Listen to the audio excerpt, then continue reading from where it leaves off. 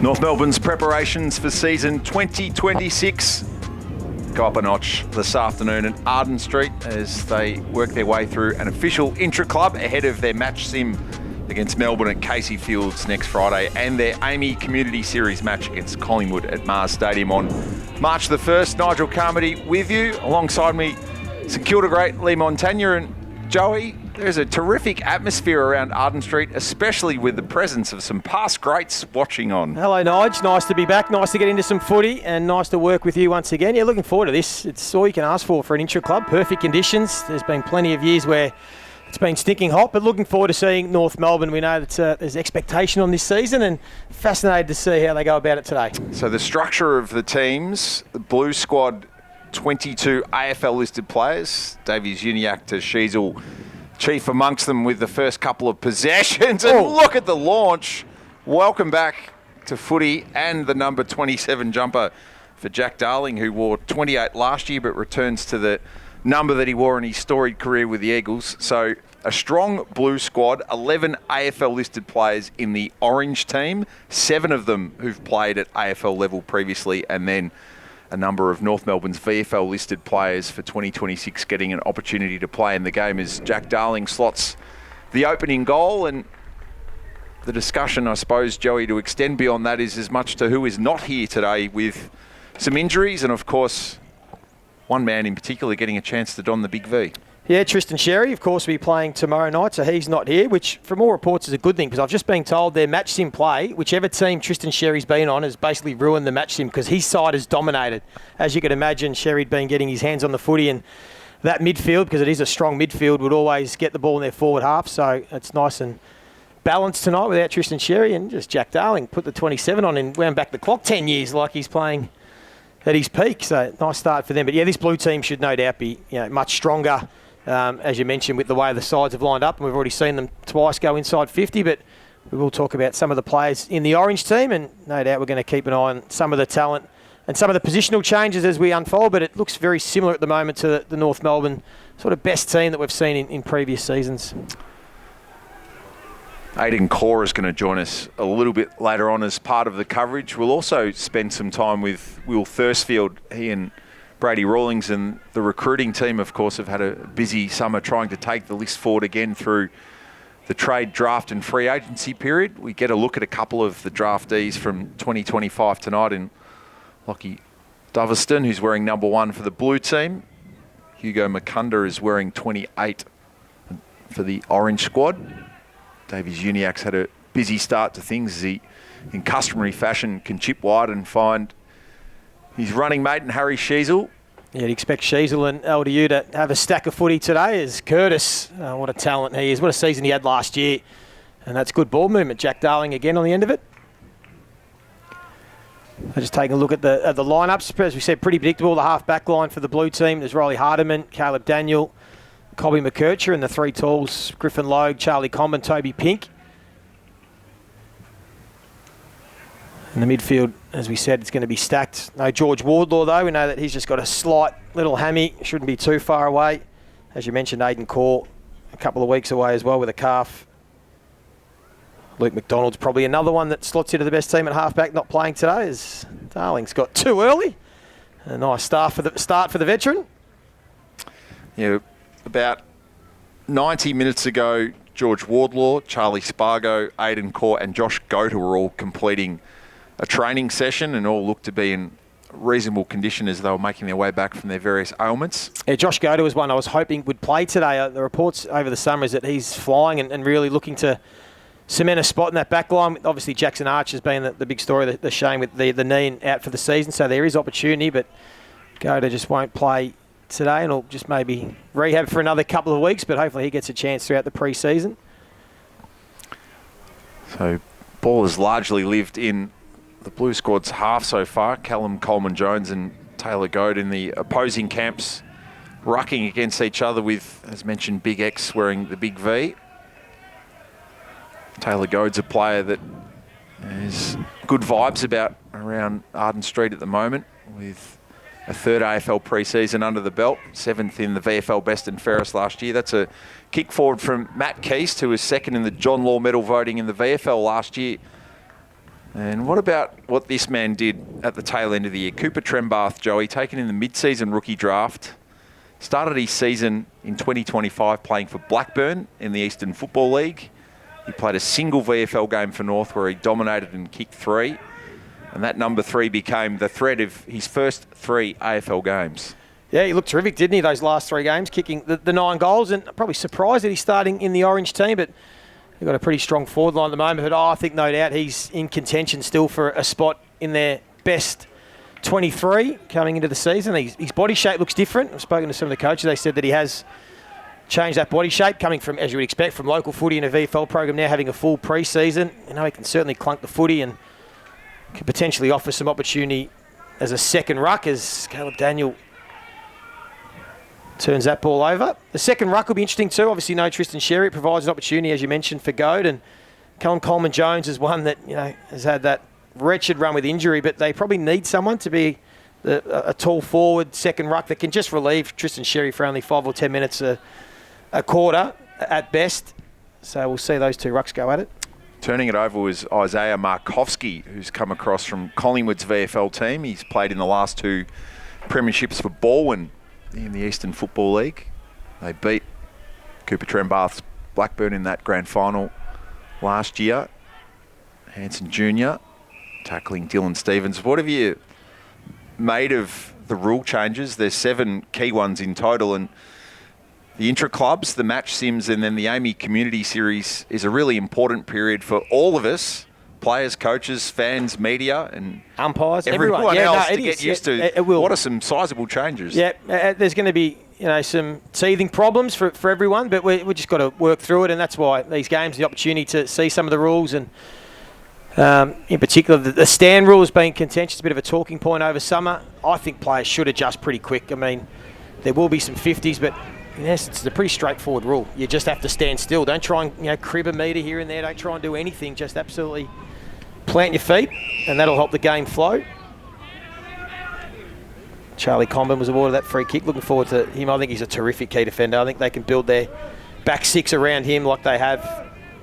Just need him to stay fit and healthy for a big season for North Melbourne. He was in pretty rare territory in 2025, one of only 8 players in the league to average 3 intercept marks per game. And when you think about who else is on that list, that's Sam Taylor, that's Harris Andrews, that's exalted company. Yeah, no, I think he's elite and really going to have to take another step forward. We know he can intercept mark, just continuing to defend better, particularly in the last line of defence, and really start to help the other defenders is probably his next evolution. You think about the Sam Taylors and those type of guys that can also not only win their own footy but support their other defenders, and they're going to need a bit of that.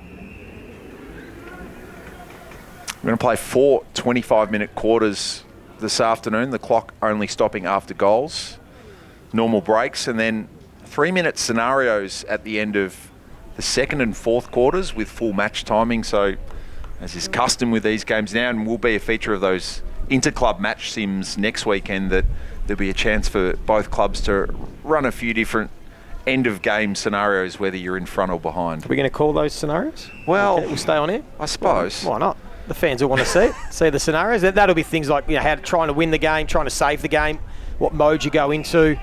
If momentum's going against you, there'll be all those sort of scenarios that they've trained over summer that you want to put into some match practice. That's Zach Becker receiving the handball on the way through.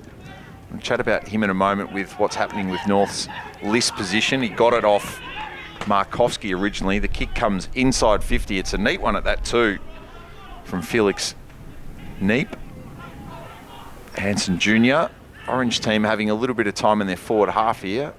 Whitlock was taken out of it. Harvey, who's trained across half back through the pre-season, distributes to Sheasel, who can't hit our goal kicker in Darling, and Jack Darling looked happy to let it out, so they can almost have an in-quarter scenario here with... That's the Lasso rule. Last disposal, which those who've watched plenty of AFLW and SANFL will be familiar with. And the numbers aren't monumental. It's expected there'll be, on average, about 3 of them a game from the data the AFL have compiled.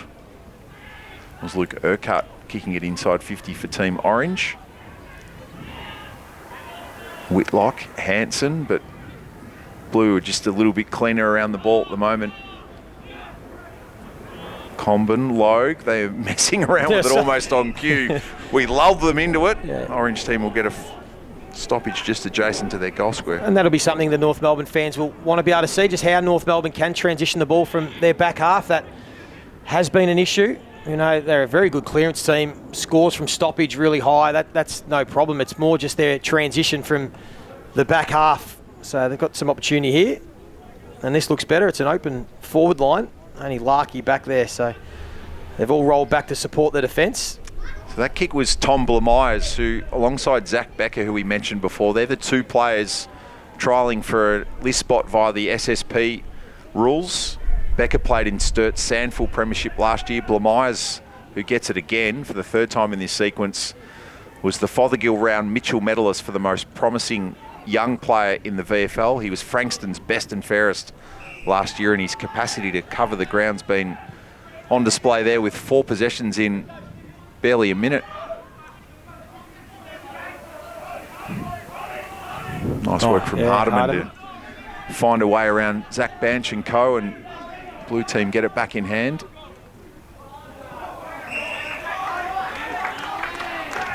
There's the marking prowess of Charlie Comben. Now they get an opportunity. This is what they do really well. They do like to attack through the corridor. It's just the ability there from Parker to find that target.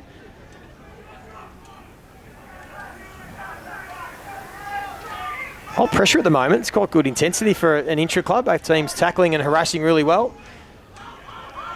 Making a bit of a scrappy sort of contest. Kick out a half back in the orange jumpers was the orange head, Ollie Lowe. Blamires is going to get another touch. The first one in the front half for orange.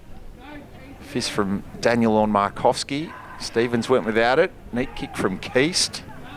Davies Uniacke's, without having any numbers in front of us, Joey, probably the leading possession getter on the ground at the moment. And they're out here now, the blue team. And again, you can see the intent to want to come in the corridor. So Curtis had an option wide, which was Constanti, but there's no doubt of focus to come back through the middle, which is exciting if it comes off. And he's a great example of that right here. And now they're out. Paul Curtis working really hard inside 50 if Zerha can see him. And it's a great run from Paul Curtis, getting up the ground high and pushing all the way back. He's already given one off, but I reckon now he's going to be forced to have a snap. He's pretty good in the left foot snap. Had a bit of a scare, didn't he, over pre-season? Hardy mouths, but I really love him. I think he's a quality, he's, potential All-Australian. He was around the mark last year.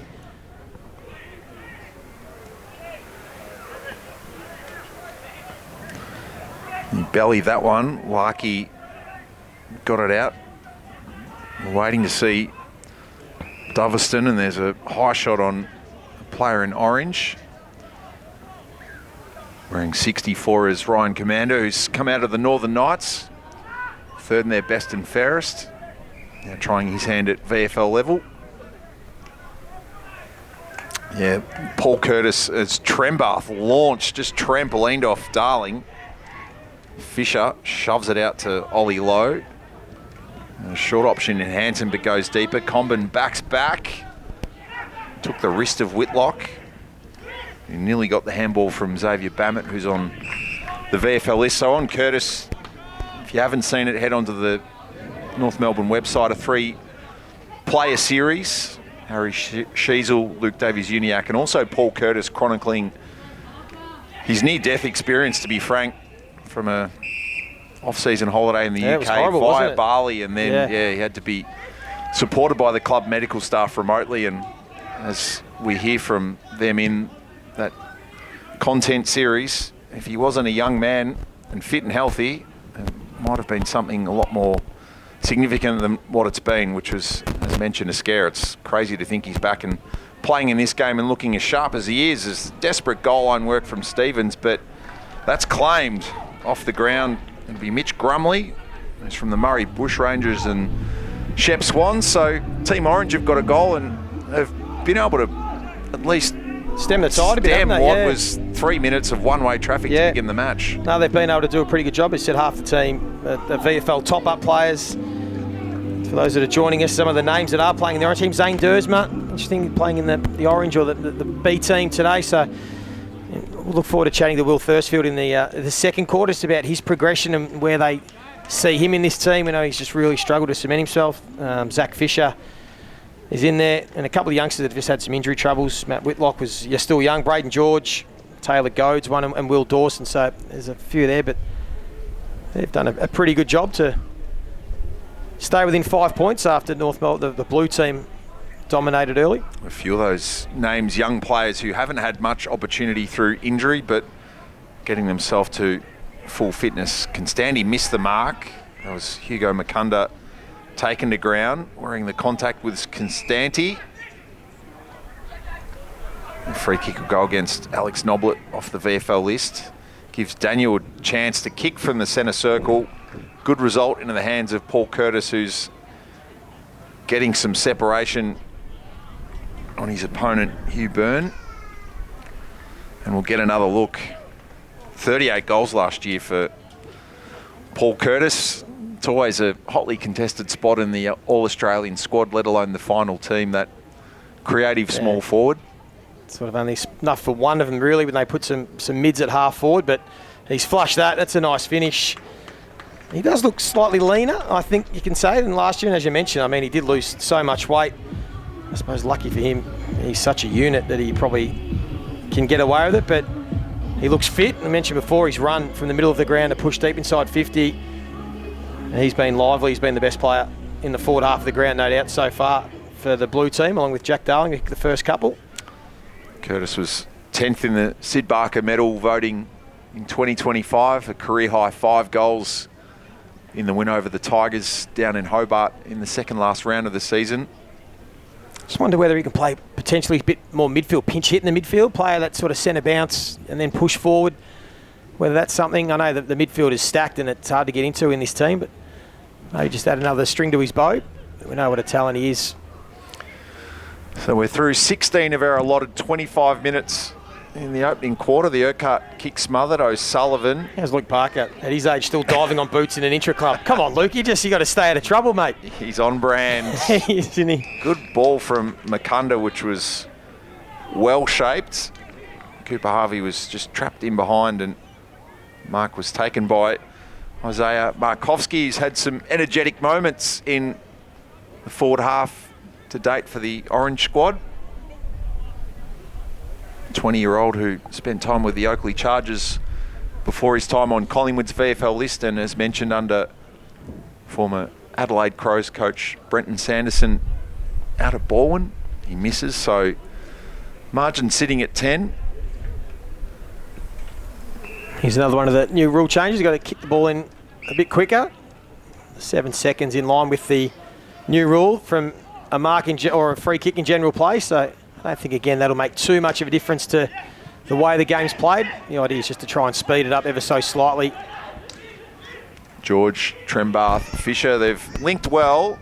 Gives Becker a chance on the fly to kick to the advantage of Goad. So Sturt combining with South Adelaide, something that will make our South Australian viewers very happy. And well, on Zach Becker, Joey, so as mentioned, it's sort of him and Tom Blamires duking it out for that SSP list spot at the moment. There's still a couple of weeks before that would need to be finalised as Goad misses to the right-hand side. But Becker's played 45 games for Sturt in the Sandful. He was second in their best and fairest, won a premiership last year. He's 190 centimetres, can typically play as a sort of intercept defender, but we've seen his mobility and skill to hit Goad on that 45-degree angle lead there. He looks like a good athlete, doesn't he? And that was a great kick. So affectionately known as Boris around the footy club. Boris Becker. That's just for those that weren't quite sure. But yeah, he started really well. So he's putting his hand up. And that's what you get in these Intraclubs, as Zerha just slipped out the back. So that's something I've seen a couple of times from North Melbourne. They're prepared, these forwards, if they do think their team's going to win the ball, try and get out the back. And it's a great way to be able to score a bit easier. Particularly if you're set behind the footy defensively, you can have your half forwards not cheating anymore. It's just being able to read the cues and trying to get goal side to make it a bit easier. It's terrific vision from Harry Sheasel to kick that low runner. O'Sullivan to Simpkin. Pinpoint inside. Former skipper finds current skipper as Nick Larkey will go back and try and kick his first of the afternoon. Yeah, it'd be interesting to see Nick Larkey as captain, and he seems like a really popular, lovable type of guy from those that aren't inside the four walls. He seems to have that great energy about him, but no doubt his football does the talking as well. But if he can grow with some of these other leaders and demand a lot of the team, he can take his game to the next level as well, and this is automatic for him. He's never had a problem with a set shot for goal. He just needs to find that support. Who's going to be the second or third tall? Jack Darling, I know, started well, but getting on a bit. Is it Coleman Jones? Trembath, we've mentioned. We've got Zurhar down there. I wonder whether Luke Parker maybe spends a little bit more time inside forward 50 this year. He's a guy that can certainly mark overhead. He's gone down there now. But yeah, Nick Larkey, once again, no doubt is going to be the focal point and have to kick a lot of goals. 41 from 17 games last year, and how electric was he in the centenary match against the Bulldogs when he was the dominant forward on the ground in that blistering opening half an hour. Unfortunately, gave the knee a tweak on that night too, but All-Australian in 2023, hoping to get back to that form. Goad with a nice palm down. Keast on the fly. Crumbing work from Hansen. Call that it was touched. Comben will keep playing and switch it wide, and blue team through Harvey. And here is a man who will be a watch for Kangaroo supporters today, through the pre-season and into the season proper. Lockie Doveston, the first selection in the draft for the club. Got it to the wing for Curtis. And Davies Uniacke on the fly. Scott just had to handball it back over the right shoulder to Parker, and that was half a step back for multiple steps forward. A couple of ex-Swans combined as Parker finds Constanti on a hustling lead. Yeah, no, once again, it's been that when they win contest up at forward of centre on that half forward line, you can certainly see visually they're getting forward. They're really charging hard to get goal side of their defenders and get inside 50. So it's looked really good on a number of occasions. As you said, they just had to be a little bit more patient there to get some support, and the veterans are going to combine. It was a good little wink and a nod from Parker to Darling. Always a bit of a tricky predicament for veterans in intra-clubs, Nige. You sort of need the match conditioning, but you don't want to, you've been through it 10 or 12 times. You just want to get through unscathed. I've seen, unfortunately, the injury to Tom Green at the GWS Giants intra-club today. We wish him well, and fingers crossed nothing like that happens for not just the teams here, but for any of the teams playing across the weekend. Unfortunately, injuries do occur, but yeah, the older players just try and get through unscathed, while some of the other guys are really trying to cement themselves in the team and find their best form. Yep. Two 33-year-olds look like they're enjoying themselves. Harvey, here's Doveston, steadying from 45. Just misses, but what a talent he is. 38 goals in the under-18 competition last year as part of the Eastern Rangers Premiership. He kicked 9 goals in 4 matches for Vic Metro in the National Championships, and as the Orange team will try and just tic-tac-toe their way through the blue defence, although they might have overcooked things here. Fisher and Blamires give it back. Doveston's lurking. There'll be a pressured clearance for the Orange squad. Braden George tackled to the deck by Dylan Stevens. Zane Littlejohn, who's crossed from Hawthorn as the head of strategy here. Coached Box Hill in the VFL in the past couple of years. He coached Lockie Doveston in his sole VFL game last year. It was in round 20 for Box Hill against Footscray. He had 18 possessions and kicked 1 goal 3 against the team that a month later won the premiership. Yeah, there's big raps on him. I just think he's just got a knack for goals, and that's probably something North Melbourne need in their forward line, the small forwards that can actually hit the scoreboard and kick some goals, and that's what he does. So we will certainly watch him closely. It's a good effort there from Robbie Hansen on a couple of occasions, although he's given away the free kick. It was nearly a calamitous turnover from Colby McKercher, but he can steady up in front of a healthy group of fans. It's amazing what the intra-clubs have grown into, Joey. You'd hark back to your days playing in them at Moorabbin, and fair to say there wasn't a lot of infrastructure outside of the game itself, whereas there's so much for the fans who've made it along to Arden Street this Friday afternoon to do and engage in beyond the game. Once again, trying to come through the corridor. It was a risky kick from Sheasels. Gee, Trembath, you saw again that athleticism, but see, when it does come off, they're out and gone. And again, they're getting goal side. Doveston's one of them. LDU spotted him. Curtis almost got in the way, but once again, that half forward getting up and then sprinting out the back goal side. It's looked good. Just closed down by Blamires and Commander for the Orange squad, who've got the ball in hand. And there's an example of players just remembering the rules. Constanti, you know you've got to be outside the 9. You've got to come out to the edge of the square. That's been around for a while, but just a little bit rusty. It's also part of why you play these match sims, to sharpen up on all the rules.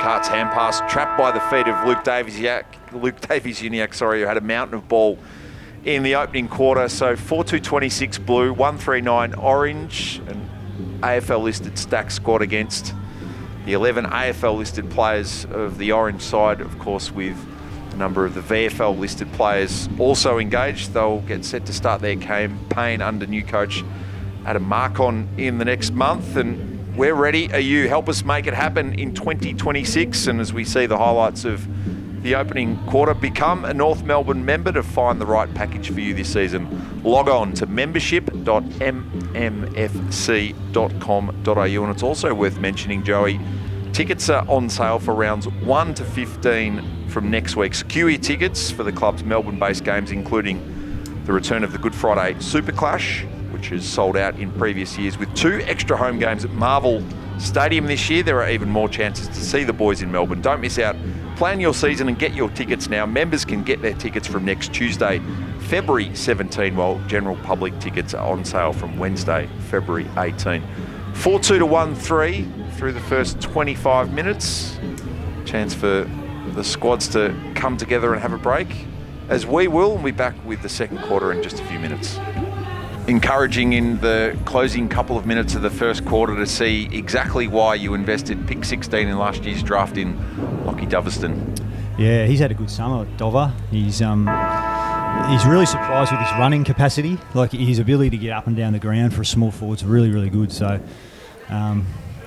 probably led to him winning a lot of ball last year. Like, he often had 20 touches a week. So yeah, not only a threat inside 50, he can get right up to half-back and get the footy. Well, there's a lot of conversation going on across town at the Kennedy Centre, Hawthorn's new home, about Lockie's doppelganger Nick Watson spending a little bit more time up the ground. Can you sort of benchmark where the two of them would have been, both at under 18 and draft stage, with their running capacity? Yeah, Dover's far ahead. In saying that, Wizard Watson's far more powerful, so he's got electric speed. But Dover's got the superior tank, which enables him to get right up and accumulate probably a bit more ball than what Wizard did as an 18-year-old. We were talking earlier, Will, just about with no Tristan Sherry. He'll be playing State of Origin tomorrow night for Victoria. We've heard that he's been just dominating any match sim you've been doing, but an opportunity for Taylor Goad and for Callum Coleman-Jones to have a crack at it. What are you thinking with the look of the makeup of the team, that the second ruck opportunities, or Trembath may be an option as well? How are you seeing it at the moment as we get closer to round 1? Probably at the moment it's going to come out of that forward, so either Darling or a Trembath. Darling's looked really, really good this summer. Like, he started this game well. He's just moving well, and Big Tremors is, who knows where he's going to end up, but he's a very exciting athlete, and you've probably seen a couple of times there, just at centre bounce, how high he can get up and just the power of the man. So it's pretty exciting having him on the list now and in full time. What's an AFL pre-season done to the athletic profile of Cooper Trembath, who was coming in off very little VFL football when you took him in last year's mid-season rookie draft? I mean, we don't know where the end is. He's come in, he was, by his own admission, a little bit overweight as a VFL player, and he's just stripped down and he's getting stronger and stronger. The fitness guys love him. So, where he ends up physically, who knows, but it looks pretty exciting at this point. We've seen a little bit so far of Hugo Mukunda, who was also taken on night 2 of the draft last year out of the Geelong Falcons, playing across half back today. What's the summer look like for him so far as he's adapting to AFL life? Yeah, first and foremost, he's a wonderful athlete, Hugo. So he's blown up the GPS. The fitness boys love him. He played more mid half forward last year, and Clarko sort of liked what he's seen as a behind the footy where he can showcase a bit of his aerial stuff. So he's settled there and done some good things across the summer and started okay here. And the third selection in the draft, Blake Threadgold. He's one of the boys they're injured today, not playing, the South Australian key defender. Just talk us through the selection of Threadgold and maybe just in general a bit as North Melbourne have a good transition from the back half there, finding Constanti with some of these developing tall defenders that you're trying to find and you've drafted in recent years and where you're seeing all that sit. Yeah, Blake just went from strength to strength last year, playing with Sturt. Had an injury throughout the middle part and just came back really well and just blanketed opposition players and started to just take some intercepts and then tested through the roof at the combine, and it was just like, well, this guy's got a huge ceiling, and let's pick him and let him develop with Whitlock and Dawson and these guys, and yeah, who knows where they're going to end up, which one's going to play back, which is going to play forward. Witters is forward today, but we just thought it's good to have 3 or 4 of these guys goad as well, who are just going to develop, come through together, challenge each other, and provide some big man stock. Zach Fisher puts it into reverse to find Zach Becker, and that's a perfect segue into chatting about the last piece of tinkering that can happen to the list for 2026, Will, or at least before the season begins. And we speak of the SSP spot that both Zach Becker from Sturt and Tomble Myers from Frankston are chasing. What's the thought process behind those two types of players, because they do have slightly different attributes? Yeah, with Jacko Archie going down, it's sort of, we were a competitor short, so those two, although they're different, they're both terrific competitors. Tom's slightly smaller but an incredible runner, and Zach's more that third tall, probably a bit more like Archer, can negate, win a little bit of his own ball, but also a terrific competitor. So yeah, who knows where we'll end up going, but those blokes, it's they've had a good start this week, and good to see them out, having a crack here today. When does that decision have to be made by? Start of March. So yep. They'll get a good crack at it, and we'll hopefully get a fair idea of where they're at. Zane Dersma taps it inboard, finds Keast, who finds Urquhart. Starting his second year on the list, he'll get a chance for a shot at goal from a slight angle. How's Luke Urquhart developed this summer, Will, with the benefit of a full pre-season and those 14 VFL games last year? Yeah, he had it pretty interrupted last summer. He hasn't missed a session yet, so he's running really well. He's a powerful unit. This is probably the area of the game he needs to work on, just the finishing by foot. You should be a commentator. Expert comments. But no, wonderful athlete, good competitor, and we're sort of looking at him as playing that more defensive style mid to sort of complement some of the guns we got in there. High one will go against Tom Powell, who is going to plead his case that it's just purely parked there, but Matt Whitlock will go back and take the shot at goal as we almost get to the 6-minute mark of this second quarter. 4 25-minute terms to be played with, as we mentioned, those scenarios of 3 minutes apiece to be tacked on to the second and fourth quarters. You mentioned Matt Whitlock before. Will, you tried him as a forward. He's played also in defence at VFL level. How are you seeing the progression? You're just keeping it open-minded, as that's a beautiful finish from Whitlock. You're just playing it a bit by ear. Where do you think he'll play a bit more footy this season, maybe at VFL level? They're keen to settle him forward this year. Yep. Got a fair look at him last year behind the ball. Played some really good VFL footy there.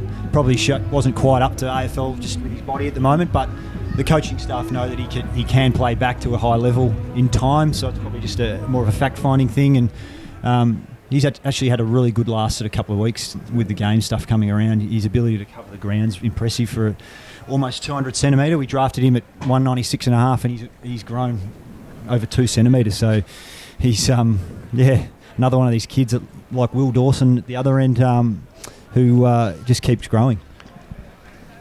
Charlie Comben, not like the key defenders to be congratulating their opponent after a major, but he's happy with his fellow Vic Country boys' work. So Jack Darling kicked the first 2 in the opening 3 minutes. If you're just joining us, it was a goal to Mitch Grumley for Team Orange in the opening quarter to break that. Then a couple back the other way for Team Blue as Paul Curtis goes searching for their fifth with a floater that was always going to pitch.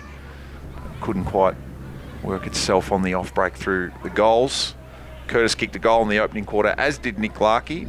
Matt Whitlock with that opening major of the second quarter there, some 6 minutes in. So margin at 13 as it was 17 at quarter time. Saw Finn O'Sullivan win that centre clearance, getting some opportunity playing in the centre bounce. That's something they'd like to do a bit more of, getting more inside mid this year. Yep. He's put on about 8 kilos since the draft last year, so he's now strong enough to match it in there. He'll play a bit of wing, bit of half-back and get some minutes inside, which he's shown he has a real impact when he's in there. He's had a great summer, Finn.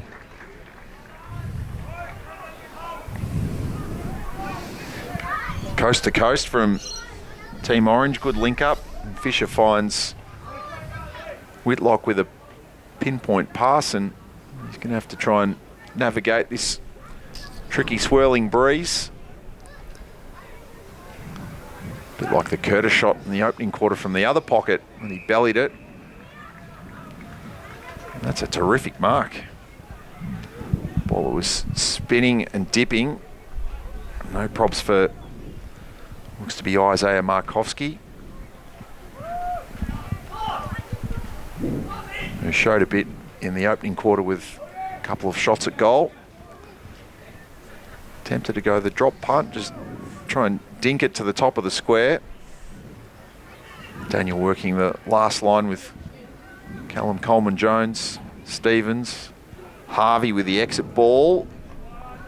Darling splits a couple of Orange players and then goes in for dessert with the tackle on the draftee Mukunda.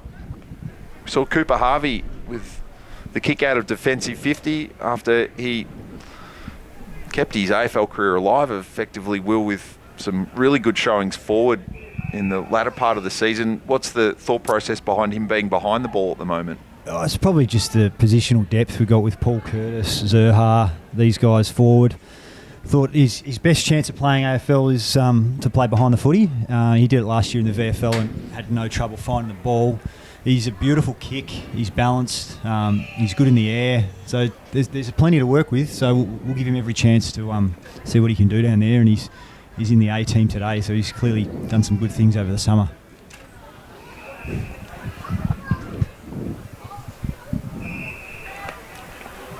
So he's kicked there to find McKercher. He's got nearly every player on the ground in front of him. Again, just like the first quarter, seeing a real intent from North Melbourne from half-back to try and come through the corridor. Looked impressive. Will commenting that first quarter when it win contest forward to centre or through the corridor, how quickly the half forwards were trying to get goal side and get out the back. It looked like a clear intent. It worked a number of times in that first quarter in particular. Is that something that the group have been working with? Yep, absolutely. Play quick from half back and challenge them forward. I think you'll notice there's probably an increased running power in some of these guys. Paul Curtis's tank is really, really improved the last 18 months. We spoke about Doveston before. He can really cover the ground. Constanti's had his first ever full pre-season, so there's an increased running power in the group now, so I think that'll only help us down there. So a miss from Luke Parker. Orange squad go corridor. Not able to get himself through the tunnel was Bammett. Powell had his legs taken out from under him. He's surrounded by Orange, and Byrne will be the one to force the stoppage.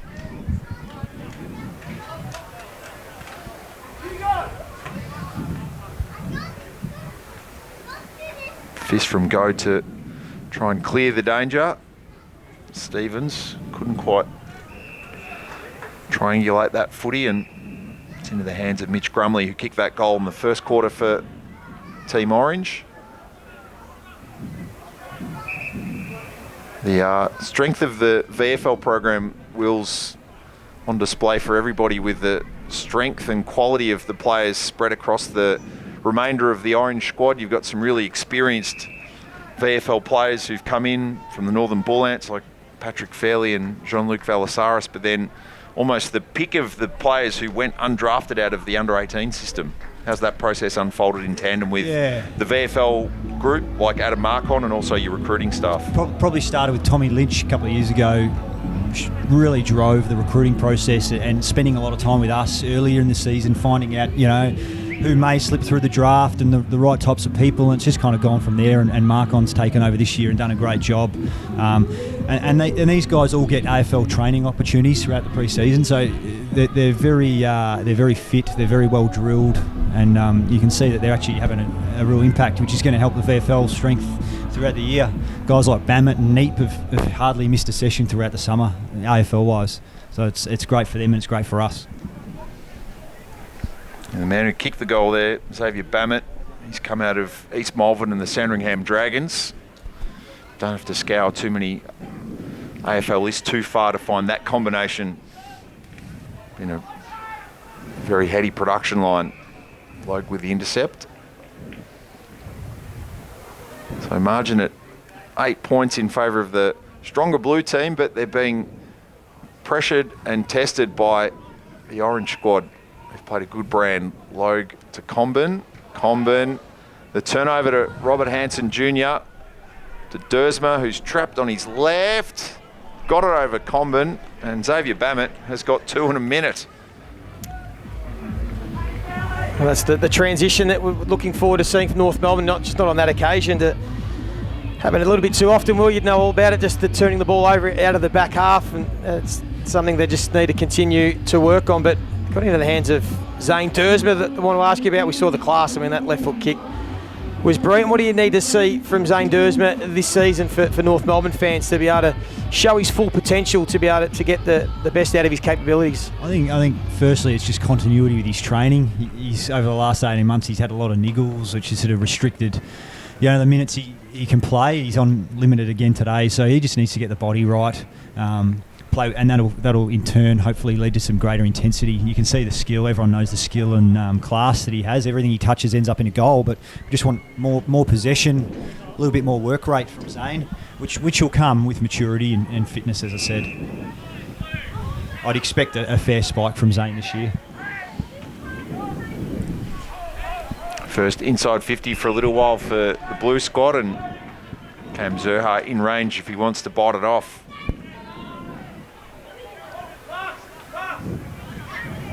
Has he added a bit more ink, Will, over the summer? Cam Zerha? Hard to know. It looks to me like he has, but... He's had a great summer, Cam. He's looking super fit, lean. Another one of those blokes that I didn't mention before, but he's actually covering the ground a lot better.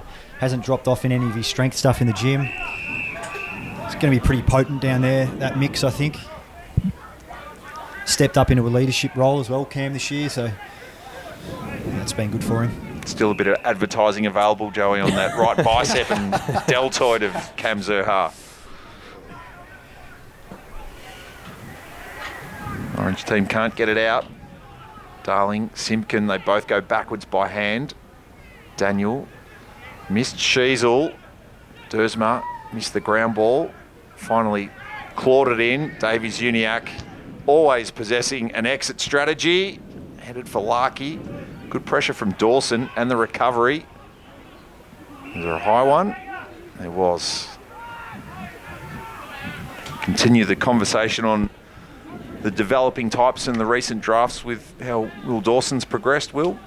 Yeah, he's just grown into his body. Like he's a monster of a man now, and he's probably just learning how to use his bulk. That's going to be the challenge for him. He still gets a little bit lost in some aerial stuff, but I mean he's 20, so he's grown late. He's still very young. He's just going to take a bit of time with his craft, but he's a competitive monster with a great body size and frame. Played on Sam Darcy last year and handled himself really well. So they're the sort of guys he's going to have to match up on, the big brutes that every second team has. But yeah, he's attacked the pre-season really well. Big shotgun. It's Alex Noblet off the VFL list with the hand pass and can generate the 1-2. Keast, Step McKercher after the Trembath give. And Matt Whitlock is having a rich time of it in the second quarter. He's having a great quarter, yeah. He's presented well, he's moved well. and he's been able to get on the end of some nice ball movement from the Orange team. He's got elite level agility for a man of that size. So when the ball comes down quick, he's very hard to defend because he'll step one way and then he's off. That's his weapon.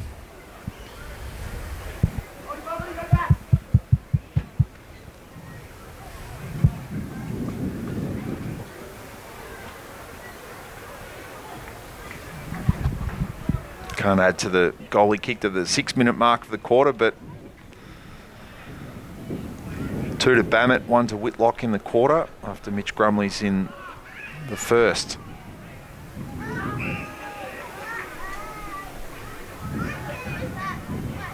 Joey, what are your recollections of some of these intra-club games you played in, and you get in a scenario like this where the stronger team's getting pressed, like the scoreboard kicks in and it's like, all right, we're getting shown up a little bit here, boys. Yeah, well, I think because the blue team started so well that maybe you'd probably expect with so many top-ups that it's just going to happen. And I think there's been a little bit of a period here where the Orange team have taken up to them that you expect the A team or the better team to bounce back, as we've just seen here with this transition. It can sometimes be the case. It's always a challenge playing against mates and teammates and those sorts of things as well.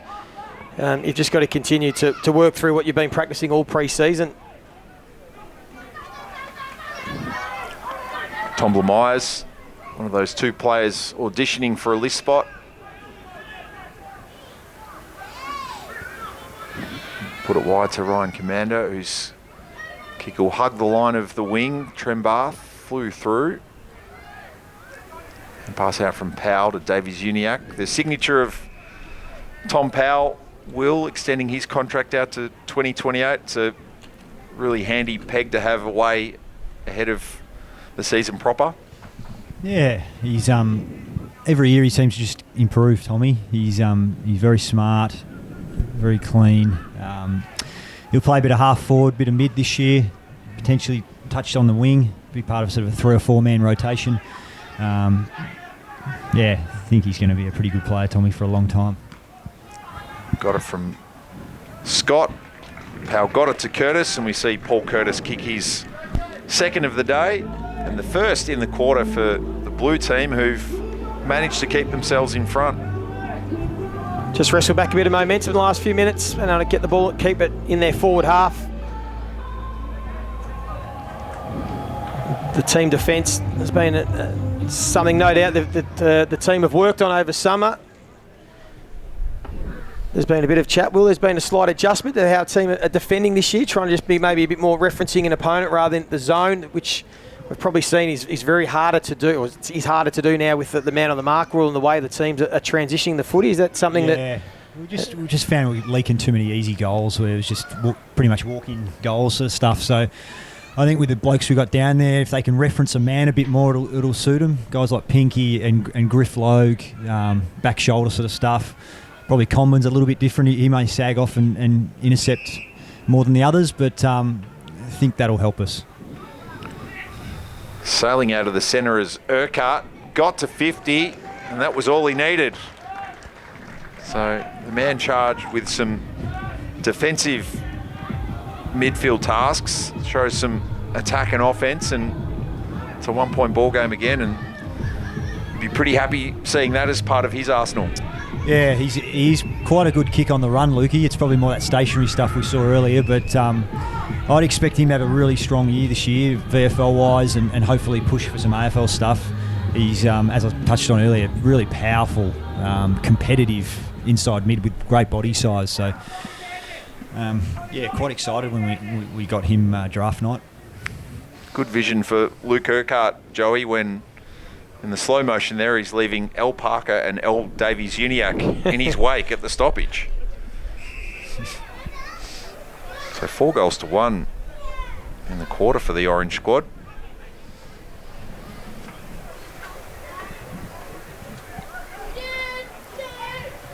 Must be said, there is certainly a bit of a breeze going down to this left of screen, so it would favour the team kicking this way this quarter.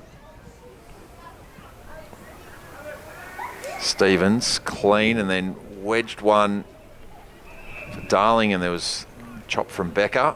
Had an excellent season last year, didn't he, Dylan Stevens? Really became a consistent, reliable wingman for the team. He just grew in confidence. I suppose even when you are a high pick, if you're in and out of the side, you probably just lack that self-belief, and I think he's now feels comfortable with his spot in the team and can seriously cover the ground, Dill. And I'd expect him to probably be a little bit more of a forward of centre threat throughout this year and kick some more goals. He's been doing that across the summer. Another one who's, looks like he's going to have a pretty solid year. Curtis bought a couple of metres of leverage out to the left. Ball almost drops vertical with the breeze. Zerha bounced off 3. Was he taken high? The play continued. It was quite liberal umpiring. Well, that's interesting. That is one of the new rules as well, the shrug, that if you do try and raise the arm, they are now going to deem that as prior opportunity. So you're less likely to get the high free kick and more likely to get penalised holding the ball. So they're just trying to change behaviour, which will be a challenge for some. It'll take a bit of time for the guys that have been used to that. I love seeing the Raging Bull, though, when he tries to take on the whole team. It's fun to watch. Keyston, Commander combined for Orange, who've got a window of opportunity. Hanson Jr. was streaming through, but Harvey Hardiman and now Stevens link up. Stevens kick to Sheasel. Starting to run in waves here. Surgical as always. McKercher on his favoured left. Makes the skipper work for it. He's got a supporting cast in Zerha, who thought about the check side, instead squares it up. It's flicked up by the boot of Sheasel. It was good tackling effort, and it's going to be rewarded. Alex Noblet was the man to land it on the 2-time Sid Barker medalist. You can see, though, the ball movement the last 5 or 10 minutes by the blue team's been much better. Their transition inside 50, just haven't quite been able to finish it off, but getting some good looks now. Well, it's easy for us to fast forward over Harry Sheasel, but 2 BNFs in his first 3 years, but I don't know if he's still running the development squad as sort of years 1 to 4, but he still qualifies for that group, and there's still growth in his game. Oh, he's a marvel, Harry. He's never content with where he's at. He's gone away, and I don't know how many kilos he's put on, but he definitely looks, you guys have noticed, he looks a lot stronger through the body and a little bit more powerful in close, which I think he wanted to work on, because by his own admission, he's not the quickest player. So you'll see a bit more of that in tight stuff from him this year, and I can't see him regressing with his footy. He's a marvel, and he's drags everyone else with him, which is a great thing. And he's got a real crew of these young guys who just want to win and improve. Braden George with that last kick, so the 25 minutes elapses. We'll wait and see if we have that scenario-based play as was planned, or we'll just check into half-time. But 5-5 to 5-4, that after it was 4-2 to 1-3 in quarter time. Bit of conversation between Cooper Trembath and Dersma going on. Braden George with that last kick, he's almost out of the virtual recruit stage, but what benefit does that block of continuity in the VFL do for him now after what's been a really checkered couple of years since he was drafted? He's had a horror run. He just needs to keep out there. We all can see the talent he has. He's such a powerful kid. He's a wonderful kick. But he just needs a solid year of no interruptions. So we're hoping for that, mainly for him, because he's had a wretched run. Another who's taken obvious physical benefit, like you look at his body shape and it's in contrast to what he was when he was drafted. Yeah, no, he can really run now. He sort of came in as a bit of a muscle man and loved the gym, and probably didn't love running, where he's now stripped right down, and he wins a lot of our shuttles. He's kind of that he's more power based, but there's a little bit of engine there too. So let's hope he can stay out there. And maybe the last one before we let you go, we were hoping to see him today. I'd heard some great reports about Josh Goda's summer, and he was showing some of the attributes that got him drafted, but just not out here today with just a little niggle. But tell us about his development and how exciting it could be if he can be fit and available this season. Yeah, he's a bit like Braden. Like he's an incredible athlete. He's 190, good size, and he runs like the wind. Can kick at 65. Can jump really high. So he can play as a rebounder and also defend someone a bit bigger. But yeah, like Braden, he just needs continuity. He needs to get out there and get on top of his soft tissue stuff. But got full confidence that he will. He'll certainly add something quite explosive to the back end. Will, appreciate your time. As mentioned, good for you to see the fruits of your labour in the recent drafts having a run today, and that ongoing assessment of the likes of Becker and Blumeyers ahead of the SSP window closing. Thanks for your time and good luck for season 2026. Cheers, fellas. Thank you. Terrific to have the company of Will Thirstfield, the club's National Recruiting and Retention Manager, here on the live stream. A number of the fans are enjoying the comfort of the seats and the beanbags in the Mazda area to the left of screen. Joel, you had 4-1 to that end in the first quarter for Team Blue. With the agency of the breeze, it was 4-1 in the second for Team Orange. So halftime here at Arden Street, 5-5-35 Blue, 5-5-34 Orange. We'll have a break. We'll be back with the second half of the live stream of North Melbourne's Intraclub via nmfc.com.au very shortly. I thought Matt Whitlock was certainly the standout of that quarter. Playing forward, Will Thirstfield told us that'll be where he'll spend most of the year, most likely VFL, but potentially getting some opportunity as well at AFL level. I thought he had the better of Charlie Comben in that quarter. Paul Curtis was the standout in the forward half for the blue team. He had a number of shots on goal and set up a couple. I like Cooper Harvey at half back with his ball use. And Zach Becker, that we've spoken a number of times about the trying to get a spot on the list, the SSP train on at the moment. I thought he's had an excellent first half, and it looks as if he might be getting an opportunity in the blue team in this second half as well. So we'll keep an eye on that. But yeah, I think no doubt that the coaching staff will be hoping the blue team, with a bit of wind at their back, can try and get a bit of that ball use going that we saw, particularly early, and then at stages in that second quarter, the back half of the second quarter, and see if they can put a bit of a gap on the Orange team. Goal kickers to halftime: Jack Darling 2, Paul Curtis 2 for the blue side. Nick Larkey with a single.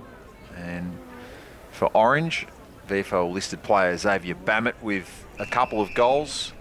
Matt Whitlock, Mitch Grumley and Luke Urquhart, who kicked the most recent goal for the match at the 21-minute mark of the second quarter. There was a planned block of 3 minutes of scenario-based play originally scheduled for the end of the second quarter. That's been scrapped just to pretty much keep things rolling. Ollie Lowe with the kick inside 50, Comben with the intercept. So chance for the blue team with that breeze you mentioned, Joey, to try and run it back. They'll do it through pink. And just having a look at some positional changes. Robbie Hansen in the blue team starting at half back, which we've seen at times as well with his ball use. Beautiful left foot kick. Finn O'Sullivan's probably another one I should give credit to. I've liked his first half. Will Thirstfield said he's put on a stack of size in his first couple of seasons and he'll play more inside. We saw him get a chance in the centre bounce and did some nice things alongside LDU and Harry Sheasel. This has been the feature of their style of play, has been coming through the corridor. And Finn O'Sullivan might have thought he got away with the throw, but was spotted by the umpires. Free kick to Jean-Luc Valasaris, who's crossed from former VFL side, the Northern Bull Ants, where he won the last 3 best and fairest. Whitlock shows that agility that Will was talking about. Ball inside 50 from Grumley, who's kicked a goal for Orange. Bammett's kicked 2. He got that hand pass out. Closed down his Grumley in. The McKercher tackle. There's the sleight of hand from Finn O'Sullivan. That's probably acceptable at Amy Park if you're wearing blue, yellow and purple, but not blue and white at Arden Street. So free kick for the Orange side. This is Zach Banch, who was taken in the mid-season rookie draft last year and earned his chances at AFL level, and also was a Mark of the Year nominee. A little bubble of space and well read by Caleb Daniel, had the courage to go back in flight and copped a bit of the shin of Jack Darling on the way through.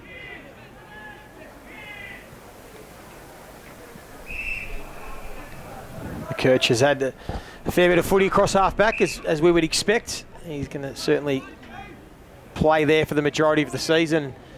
Try and be the real architect coming out of the back half. Mentioned before in that first half, their ball movement, trying to generate some offense from deep in defence, which at times gave them some troubles.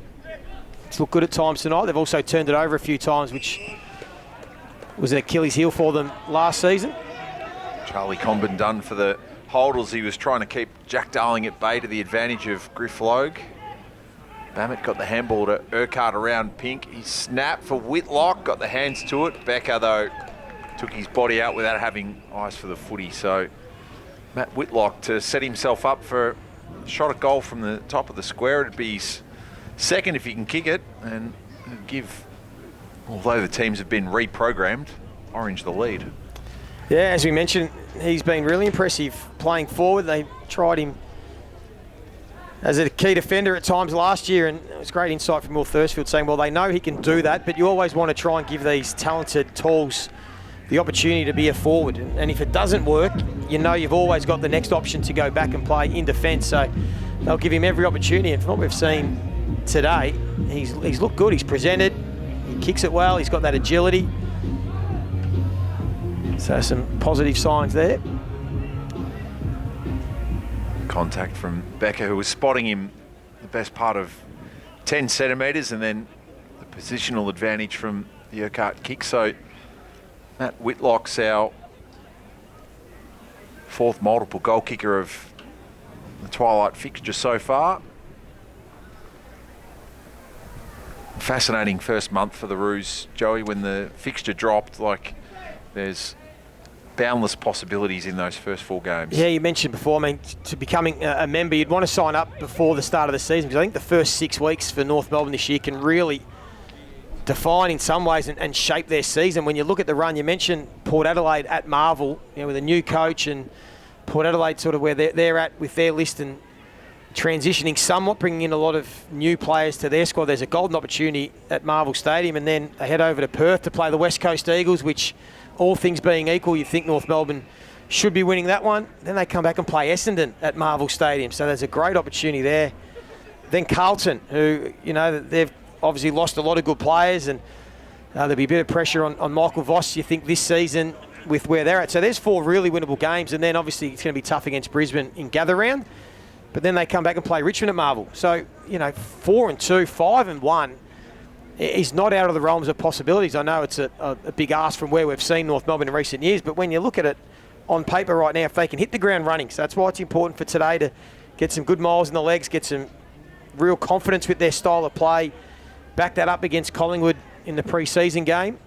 As Trenbath, as we said, now in the blue team, finds Lockie Doverston. He'll get the free kick, but if they can get some momentum early in the year and build some confidence, I mean, and when a team does start well and can win, 3, 4, 5 games early in the year, all of a sudden the belief and everything about the program looks different. So important start to the season, and this is the first step today. So we see the athleticism of Trenbath and the precision of Doverston, 2 products of Blackburn Football Club and the Eastern Rangers in the under-18 competition combined. Lockie Doverston has his first of the day.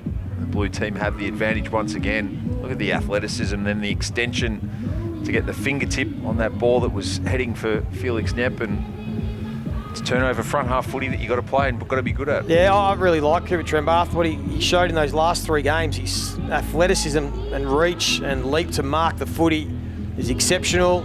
We've spoken about his body shape, and having that full pre-season looks different.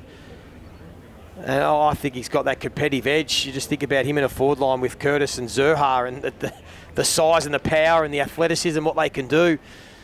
And there's even talk that he could potentially be that, when Sherry does have a 5-minute spell per quarter, Trenbath could actually go and ruck. He could go into the centre bounce because of that leap.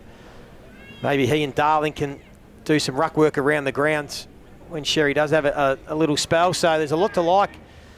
It's good to see him getting a run in this second half in the blue team.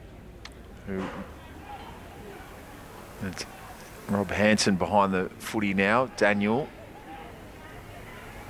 Staying upright was Markovski. He's done some nice things. Was incensed that he wasn't able to finish off the opportunity. Rucking for the orange team, incidentally, with Taylor Goad swapping across into the blue. It's David Brinker-Ritchie, number 79 in the orange squad. He'll have to contest this ball as he's looking for the body of Goad, who just had position, had height, and the read on it. Brinker Ritchie comes back from some time with Woodville West Torrens in the Sandful. Played 11 games for the Box Hill Hawks prior to that. Love to see Go get an opportunity at some stage this season. I know he's still a project and going to take some time, but it's exciting. Look, it's just twice now we've seen him take some contested marks. He looks to have filled out. Still got a long way to go, but just these athletes, the size of them, could be anything. Well, there's consensus that he is one of, if not the most diligent of the players at the club when it comes to professionalism, and you're starting to see the physical benefits of that from the third AFL pre-season. Doverston put it over his head.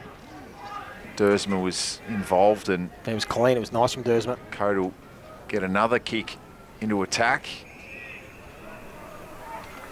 Mark secured at the back by Byrne. Keast. It's Fairley. Not Ian of the 96 Premiership team, but Patrick formerly of the Northern Bullheads. Urquhart to Banch. Dropped by Lowe. Karateed out of there by Bailey Scott, but ball gets turned over. Kick from Commander.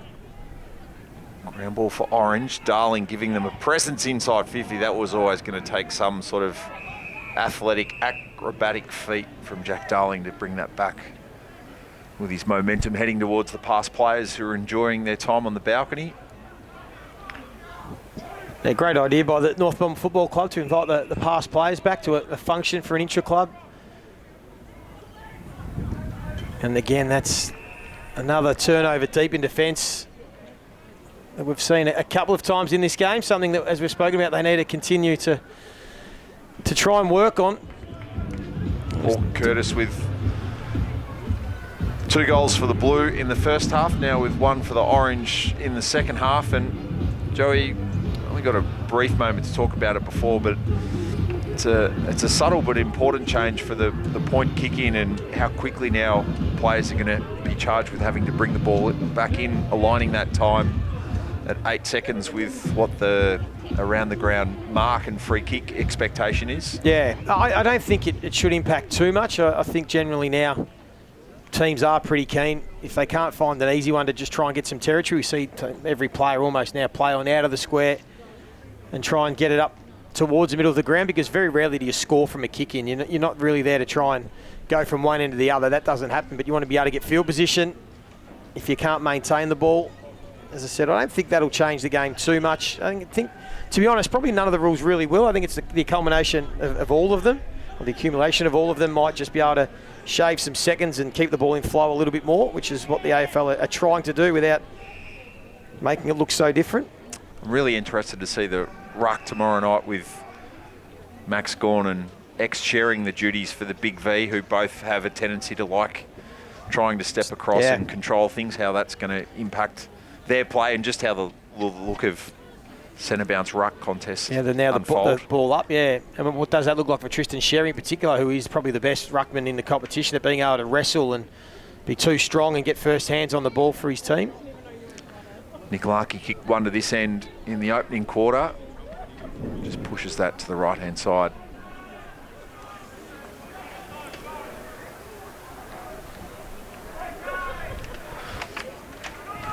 Of course, the strength for North Melbourne, again, you would like to think will be the midfield. Last year they were 4th in the competition at being able to score from clearances.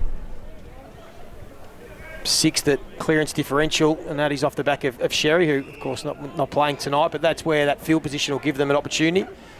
And they are generally pretty efficient when they can get the ball inside 50, about mid-table, but it's more, as we know, just trying to be able to defend at the other end, and when they are defending and win it back, be able to move the ball the length of the field. What of the scope to generate and then score from turnover, which is the DNA of the great modern teams. Yeah. So you'd love to see them win the ball back through this part of the ground. It's an opportunity. But right now they're on the back foot, and this Orange team have been able to do this a number of times to the Blue team, been able to challenge them offensively. Whitlock, Markovski, now Banch just over the head of the intended target of Grumley. Now this is the challenge for the Blue side to pace their way through things on transition. Constanti gives it back to Hardiman, who hits up Larkey.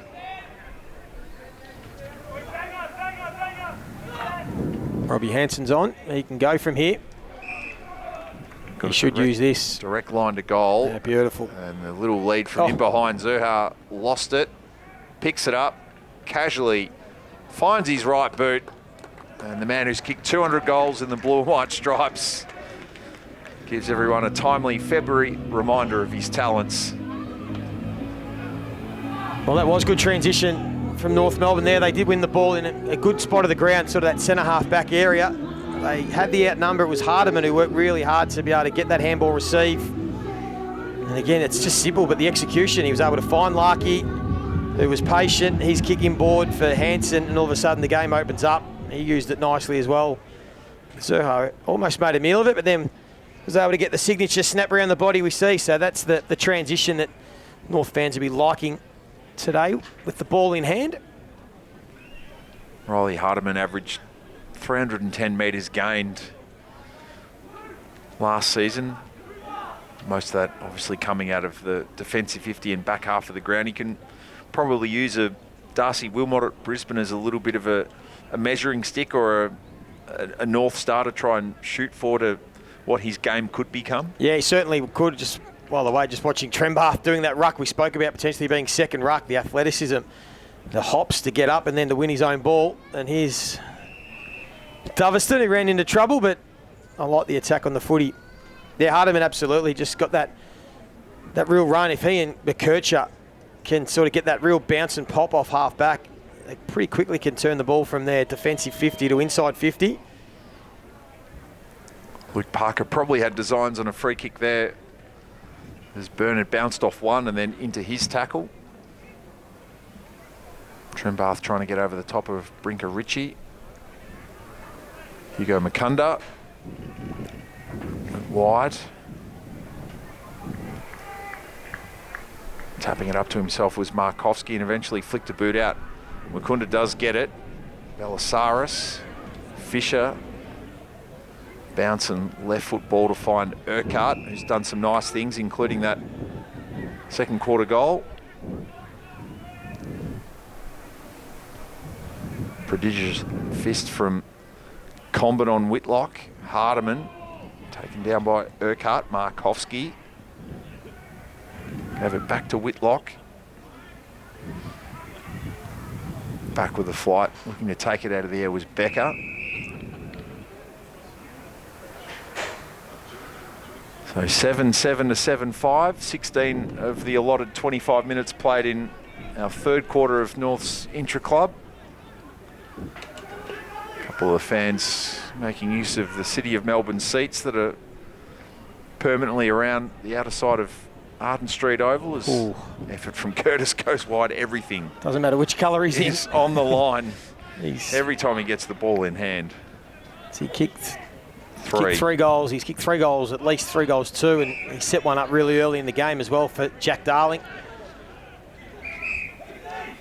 Will Thirstfield told us about that improved tank of his, which was probably holding him back his first few years. No, he's always had that power, but now to have that endurance base with it, and be able to continue to improve his game, and who knows what level he can get to. So Constanti, O'Sullivan, Trembath and Daniel all involved in the build-up. Davies Uniacke somehow stayed upright. Doverston for his second of the quarter. Got it. And his class is starting to display. 2 goals for Lockie Doverston and just a bit of a right place, right time man. Well, that's what he is though. That's what these small forwards are. They just bob up when they're needed and are able to convert, and that's why North Melbourne took the punt to draft him. They needed someone that can, one of the smalls at ground level that can really be dangerous and hitting the scoreboard, kick some goals. That's what he does really well, knows how to find them. And we've seen a little bit of, the longer the game's gone, the more he's grown into it and been able to find some space and looking dangerous. So he's got 2. Paul Curtis leads all scorers with 3. Whitlock, Bammett and Darling also with 2 goals apiece for their respective teams. Squad's had a bit of a jumble at half-time to give us a few different looks. That includes Cooper Trembath, who started his day in orange, now on the blue side of things as Brinker Ritchie tackles McKercher. Help us make it happen in 2026 and become a North Melbourne member. To find the right package for you this season, log on to membership.nmfc.com.au. Davies Uniacke clears. And that's bounced from between the arcs to inside the arc. There was the snap back of Will Dawson's head, who was thinking a lasso free kick might have been coming his way.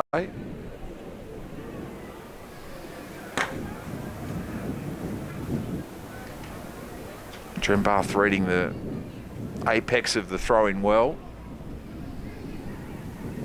Hardiman zoning off defensively, but he's tackled by Markovski.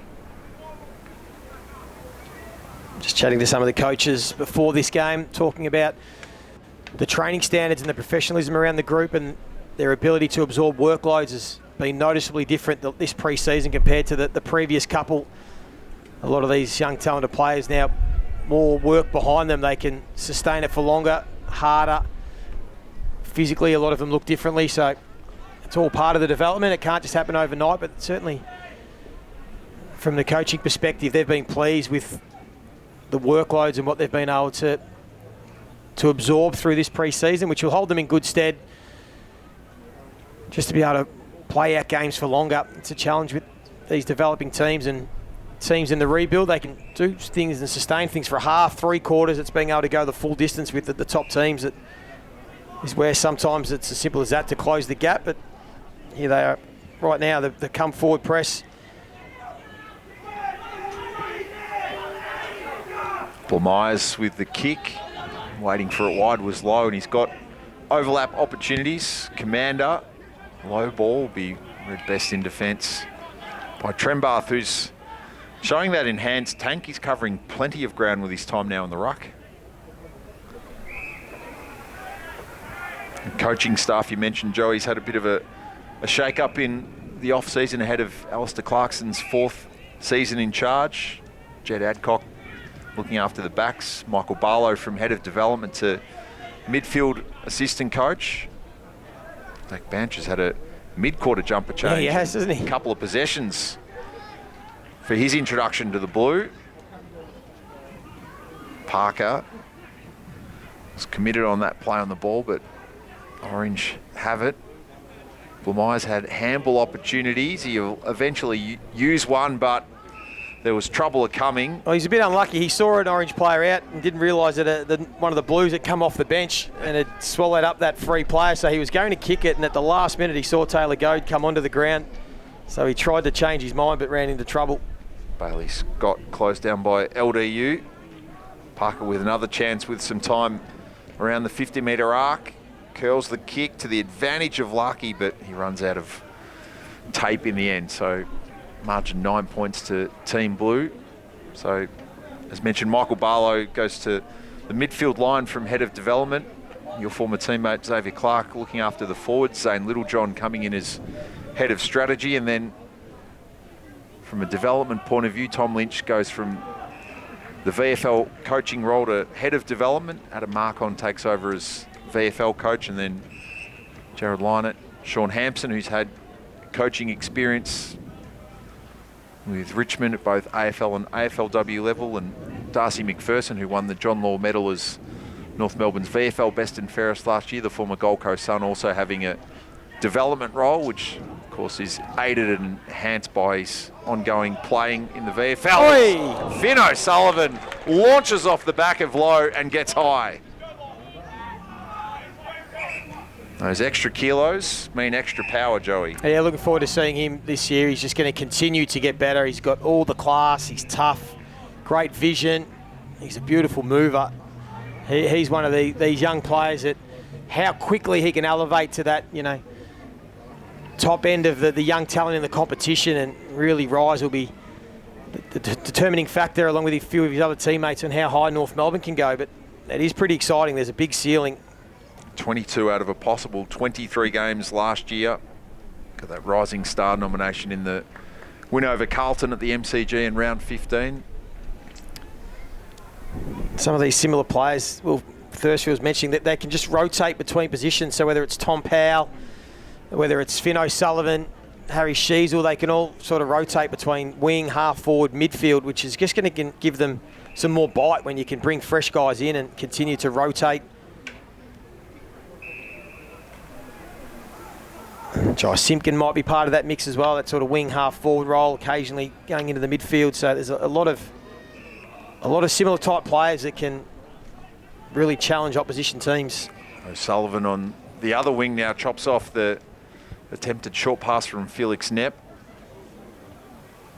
Burner was up high for Orange. Along the ground goes Dawson. Knepp kept it alive for Blamires. Valasaris. Knepp. Darling again in packbuster mode. Ball comes off a fist and out. So inside the final minute of the third quarter. One term left as North Melbourne try and tighten some screws ahead of match sim against the D's at Casey Fields next Friday afternoon from 4 p.m. Go the fist to the defensive side.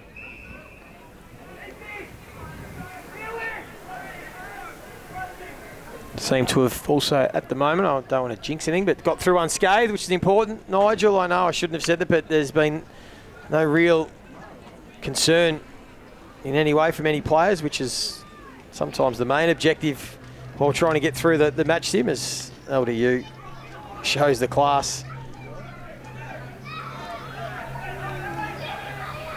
And they're out here on the open side.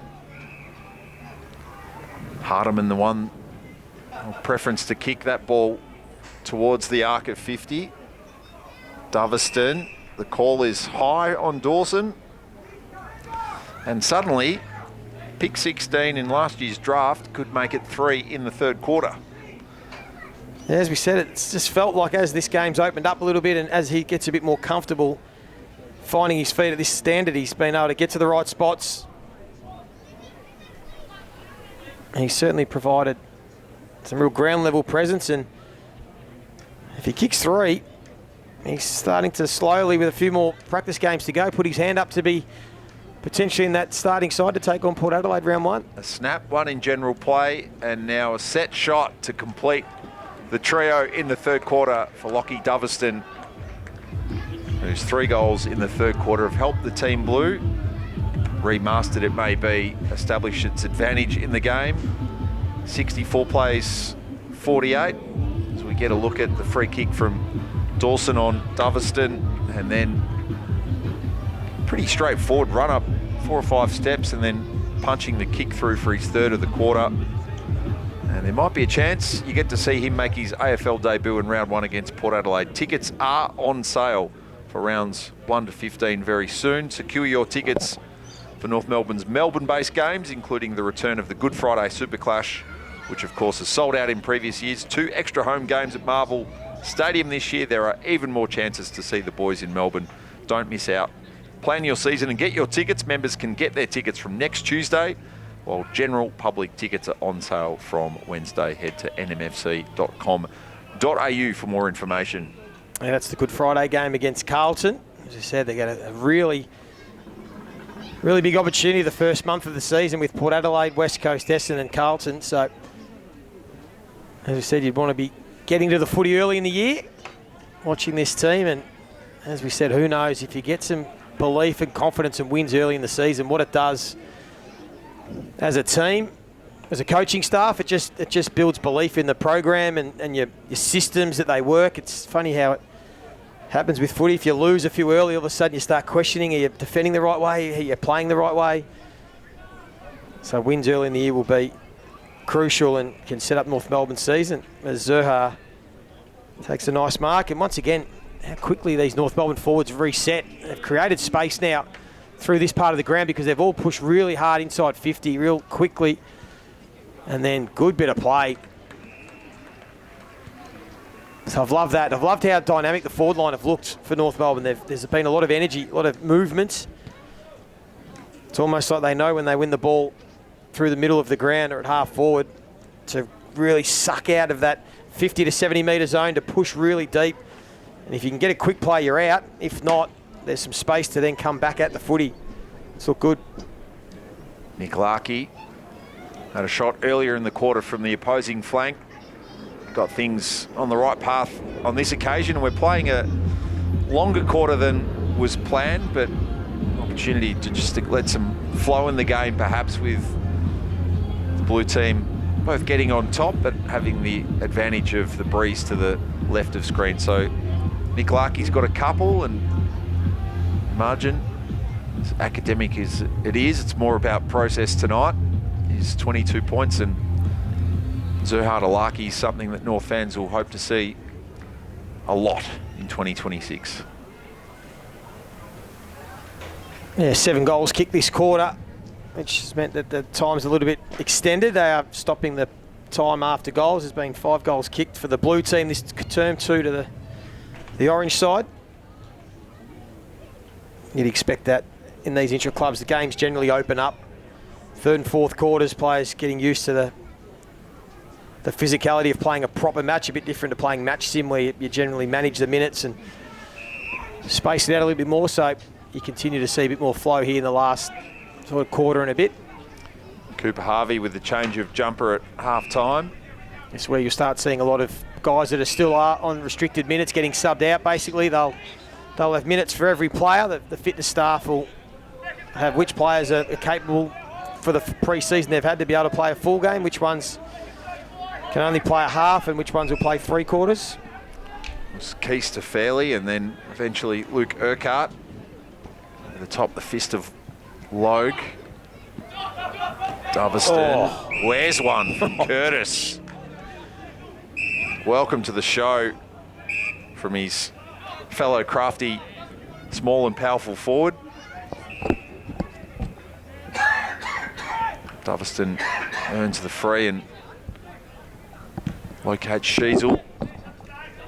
Larkey looking for a body, could protect Goad somewhat in the end and worked its way to Stevens, and look at Curtis hunting bodies.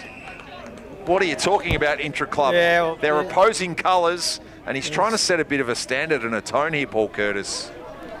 The fine line in intra-clubs between setting a tone and not hurting your teammate or yourself. Now, you got to just love the way that he plays, but just want to keep it, just rein it in just a smidgen if I was coaching. There is that aspect, but in some respects, it's a sign of a leader who's gone, right, we've got to ratchet this up for a little bit. Can't just hold on to the ball and expect everything to unfold around you. A fine line it is. It is, but as I said, you never take that out of him. You love the way that he goes about it. He's setting the tone. Becker got the left hand to it. Nep left it for Fairley. Lowe's trapped against the boundary line and forced into the kick that easily taken by Griff Logue. Back to Hardiman. I wonder if the respective WA and Victorian groups on the list will assemble independently of each other tomorrow night for the State of Origin. I'll all be cheering on X, of course, in the Big V, but bragging rights for training on Monday are up for grabs. Pink couldn't quite. Whitlock similar. Fisher trying to sweep onto it, does so. Bammett got it out. Fairly got it off, but Felix Knepp couldn't generate much on the kick. Logue dashes away. It's through the hands of Larkey. Run by Dawson. Flush the kick inside 50. Logue again is the stopgap. Parker, Daniel. A couple of the Roos with AFL Premiership experience combined, but McKerch's kick turned over, and Team Orange just couldn't take advantage of what was a split forward 50, and it's Logue again. Yeah, Griffin Logue's been a magnet the last 2 minutes. It's gone to him 4 times in a row. Now this time they will slow it down. Orange did try and ramp up the pressure. They were able to keep getting the ball back, but just weren't able to execute. And that happens when the fatigue sets in. A lot of these players, top-up players, they've put in a pretty good showing. They've had a crack. And the blue, the class showed a bit in that quarter with that breeze to the left. They were able to pile on 5 goals, as we said. Lockie Doveston certainly been the one that term that stood out. Nick Larkey, a bit more presence, was able to get up the field. And a couple of bits of individual brilliance from Zurhaar and co. So the Blue squad, with the reshuffle, managed to double their score with the breeze in that third quarter, 5-5. 3 of them coming off the boot of that man, Lockie Doverston. 2 goals, 2 meanwhile for the Orange team. They came via Matt Whitlock and also Paul Curtis, who jumped ship after playing the first half in the Blue squad, and that was one of the undoubted highlights of the third term. Finn O'Sullivan launching to take that terrific mark in front of our broadcast position. So 3/4 time in North Melbourne's Intraclub, ahead of the Match Sim and the Amy Community Series. Blue 10-10, Orange 7-6. 3 goals to Lockie Doverston, 3 goals to Paul Curtis. We'll be back shortly with the final quarter here from Arden Street on nmfc.com.au. Joey, we've been joined by a special guest. Speaking of experience, Aiden Corr's been kind enough to come upstairs and have a chat to us as we work our way through the final quarter. Corey, good to see you. We'd rather see you out there. Give us and all the viewers tuning in via the club website stream an update on how your injury progress is coming along. Yes, thank you for having me. Injury's going well. I've actually progressed nicely, better than I previously have ever, which is very nice. I had a big session this morning before the game started with a few other lads. We ticked that off nicely. All the testing's looking very promising, so hoping to be out there ASAP. So a calf, so it was a reoccurrence of a previous injury? Well, kind of. It is another calf, different spot, and more significant this time, but the bounce back's been far better. So, yeah, don't know why you're looking to that, but very good from my end. That's positive to hear. So timeline set at about 3 weeks, so that could bring you into calculations for either the Collingwood game or sometime just after that? Yeah, there won't be a rush. Previously we have rushed back and I've had reoccurrences. We're just going to bat the lads in. Back in sports science, they know what they're doing. Obviously, I get excited when I get close. Coaches can get excited, but we had a good chat this week around, let's just get it right, give you the best chance to have a full season instead of jumping in. You got a few other blokes in rehab with you at the moment. Georgie Wardlaw, Lukey McDonald, Charlie Spargo, who shouldn't be too far away, Josh Goda. Who's the worst to be with in rehab? Who's the one that's just the most impatient that hates being in rehab, besides yourself? You'd have to... Josh Goda. And the poor fella's been there for a long time. Yeah, he's up and down a little bit. He's great to be with. But, yeah, his up and downs significant. Yeah, we spoke about him throughout the call. He apparently showed a lot of promise over the summer. He was flying at one stage and everyone was getting excited, and then another little niggle for him. So, yeah, no doubt it's frustrating for the young man as Caleb Daniel connects with Nick Larkey. He'll have another shot for goal. What have you made of the game? Have you been keeping an eye? Do you watch mainly the defenders? Are you just sort of watching generically? What are you looking for when you're watching this hit out today? Yeah, I obviously watched the defenders pretty closely, and I've actually really liked the way Griffin Logue's gone about it. I was down on the fence so I could hear him. I really stepped up as that sort of general. I think this new sort of style of defence suits the way he plays, myself included. I was happy with the change. And, yeah, the way he set up the lads, he's been going really well. I think him and Chom really connected well out there today. Just talk us through the change to the way you're defending. We mentioned it throughout the call with Will Thirstfield, but it feels like a bit more referencing an opponent playing a bit closer one-on-one rather than the zoning, which we're talking about seems to have been a challenge for teams that are doing it with the way the ball movement is now and the man-the-mark rule. It's been hard as LDU. Oh, great smother. Is that sort of the plan a bit, to be able to be a bit more of a 1v1 reference team and defend from there? Yeah, spot on. So, yeah, referencing a man, still been able to help. But that pressing defence, teams move it way too fast. If your midfield's not on top, you are in big trouble. And it looks fantastic when it comes off. And you can play a fantastic half of football, but it's so hard to maintain for the whole game. Yep. But the best teams did it for a little bit there. But, yeah, most teams are referencing a man more so these days. So just confirming our team changes for the last quarter. So Jacob Constanti, Charlie Combat and Luke Parker have donned the orange, and Zach Fisher, Luke Urquhart and Will Dawson go into the blue.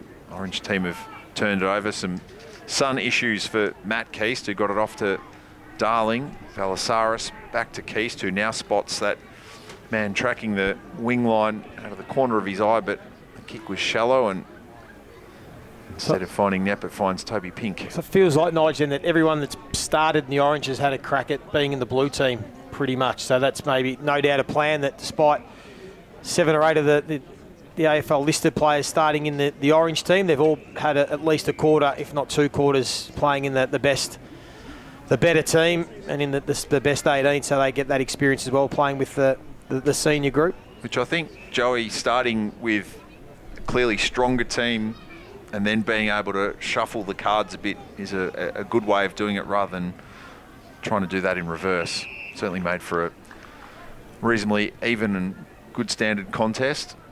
Who stood out to you, Corey, over the pre-season? Any of the sort of the younger players, the guys that have been in the system a couple of years that you've sort of looked at and gone, no, he's ready to take a big leap forward in this season? Yeah, there's a few lads. I don't know how young this fella is, but Dill Stevens, he finished the year really he was terrific strong. last year. I know he is. I think he's a pre-season champion because he's a running machine. Yeah. But he has worked on a lot of things in his game, and he's been amazing all pre-season. Really lifted some leadership stuff too, which is also a bonus. I think obviously your Finn O'Sullivans, Colby McKerches, they're going to be serious players. Let's hope they're there already. Look at the size of them already. Colby's got this big rump on him now, powerful. He wants to run and take them on, and that's his strong. What of Cooper Harvey's adaptation to being a full-time presence in the back six, Corey? I really like Coops down there. I think he sees the game better than most. I love how well he kicks the ball. I think he, very composed, great player. Really worked on his fitness this year, which probably would have let him down in the past. But no, it was awesome to see him start in the Blues. Hugo Makunda brings it back in. The mark's taken by Zach Becker. Shown a bit tonight, Zach Becker. He's been excellent, hasn't he? I think he's really put his hand up for that potential spot on the list. Both the SSP trialers, he and Tom Myers, have had their moments as McKercher finds Big Taylor Goad. What of Nick Larkey taking over the captaincy, the transition in the off-season from Jai Simpkin? Aiden, how is the captaincy going to potentially grow Nick Larkey as both a player and a person around the football club? Yeah, that whole transition was very interesting to everyone, not just the players. And it's been seamless. Jai's been awesome, Nick's been awesome. It is a tricky situation, there's no doubt. But you see Jai's work right here on the track. He sort of shows he loves the club, loves the lads. He's digging in every session, still helping the young lads, which is important. But Nick's phenomenal. Nick, he's got an interesting way of thinking. He sees things a lot differently than a lot of other of my teammates. He's a deep thinker. He articulates well. Obviously works super hard on the track and is a great player in front of the ball. I think it's I voted for Nick. I was stoked to have him as captain. I think it's huge for the club. Has he got some similarities, not saying complete replica, but a little bit of similarities to what you experienced at GWS with a similar personality in Phil Davis? You couldn't say exact, no way. Yes, just the deep thinker, great articulator, key position player as well as captain. It's also different. But yeah, he does. No, he does. He's a smart man, very book smart too, just quietly. But a lot of respect around the club for Larks. On the flip side, talking about off-season, see Paul Curtis on screen there, and it's been documented through the Make It Happen series, the threat to his life and his career with the medical episode that happened while he was overseas. How abreast of that were you and your fellow players with everybody dispersing around the globe for their own off-seasons? Were you aware of how dangerous and dire that situation was, or it's only something you've sort of learnt once you returned to training? Yeah, I was not aware. I knew he was sick and I knew some stuff happened. It was, kept pretty quiet. And to be totally honest, it's none of my business really what he does up in the off-season and his health. But yes, I was aware of it all. I probably didn't understand the severity of it because he's such a light-hearted character and doesn't complain about anything. So until I watched the video and I saw it, and I was sitting across the room from him just looking at him, and I was thinking, wow, like he's just sitting there laughing, joking around, and he almost lost his life there for a moment. So And maybe lucky he's like that.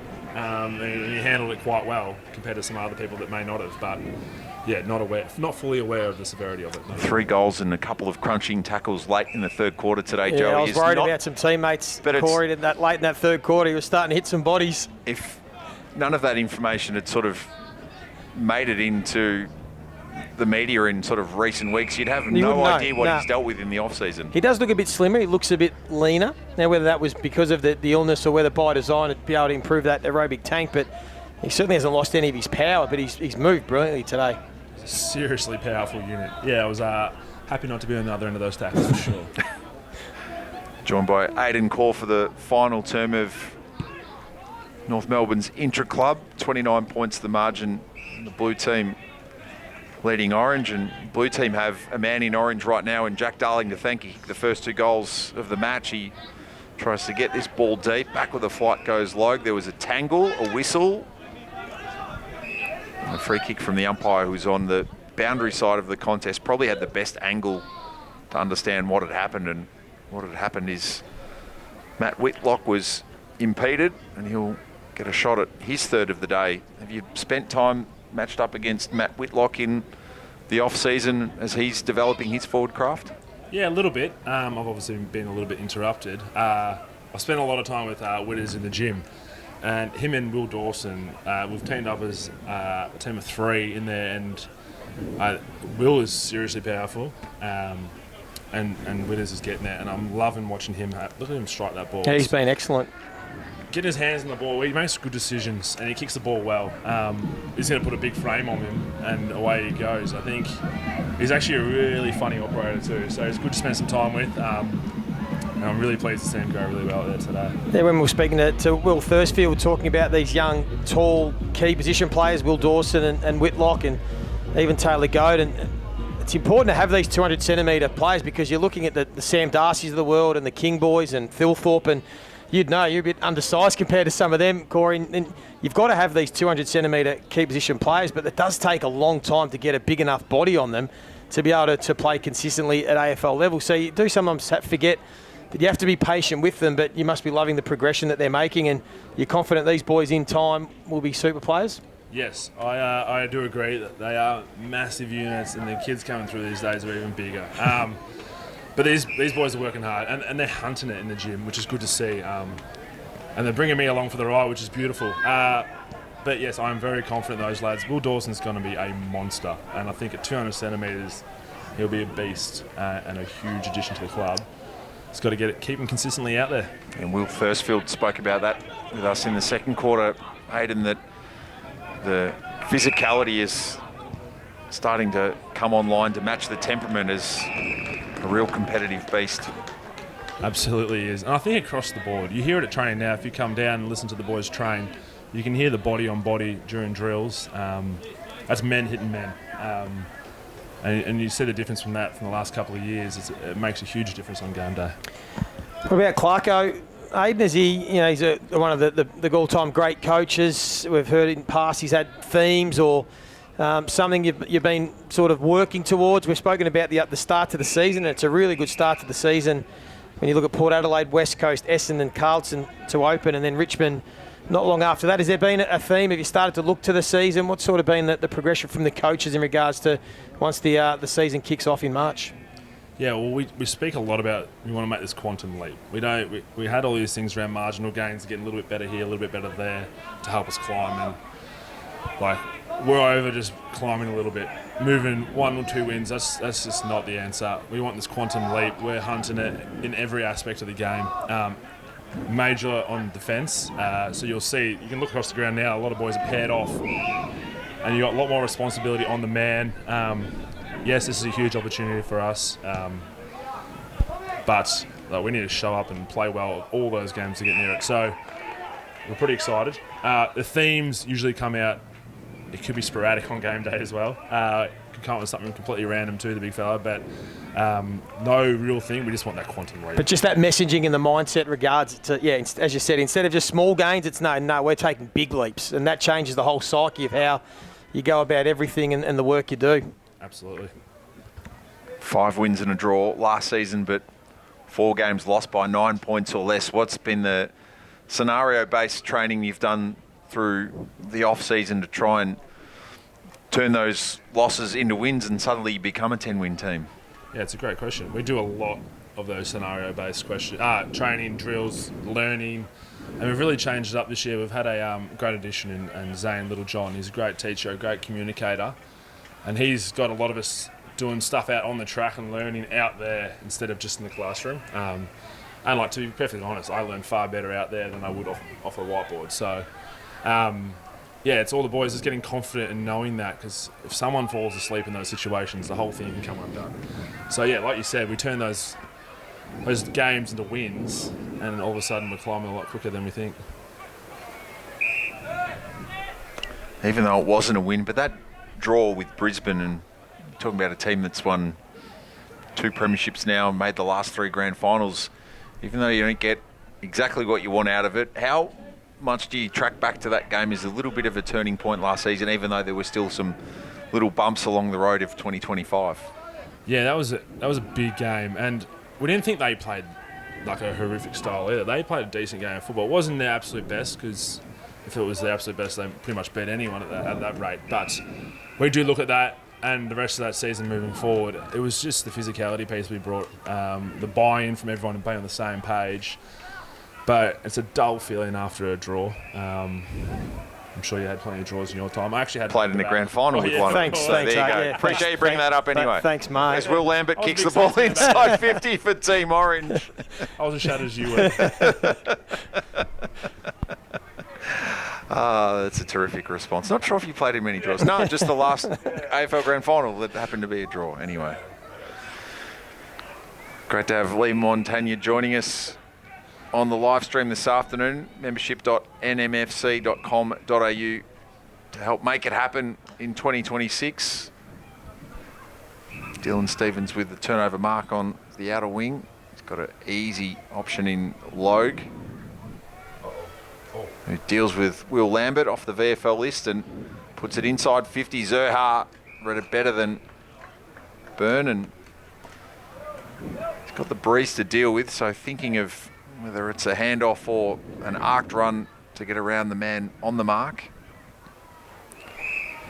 Yeah, the North team, the blue team, probably haven't finished off their work as much as they would like today, but we've certainly seen the X factor in the class in the forward half. And Aiden, I'll get your take when you talk about Zerha, Curtis, Trembath, if he's in that best team come round one. Doveston's done some nice things. There's some real dynamic sort of movement we've seen tonight. There's been some agility. It's actually worked pretty nicely without probably finishing. I know the breeze has been a bit tricky, but there's a lot of talent in that forward half if you can get enough supply in there. Yeah, there's a serious amount of explosiveness and power. The amount of speed these guys get off the first step. You're going to see Tremors take a big one-hander there. He's got this enormous leap.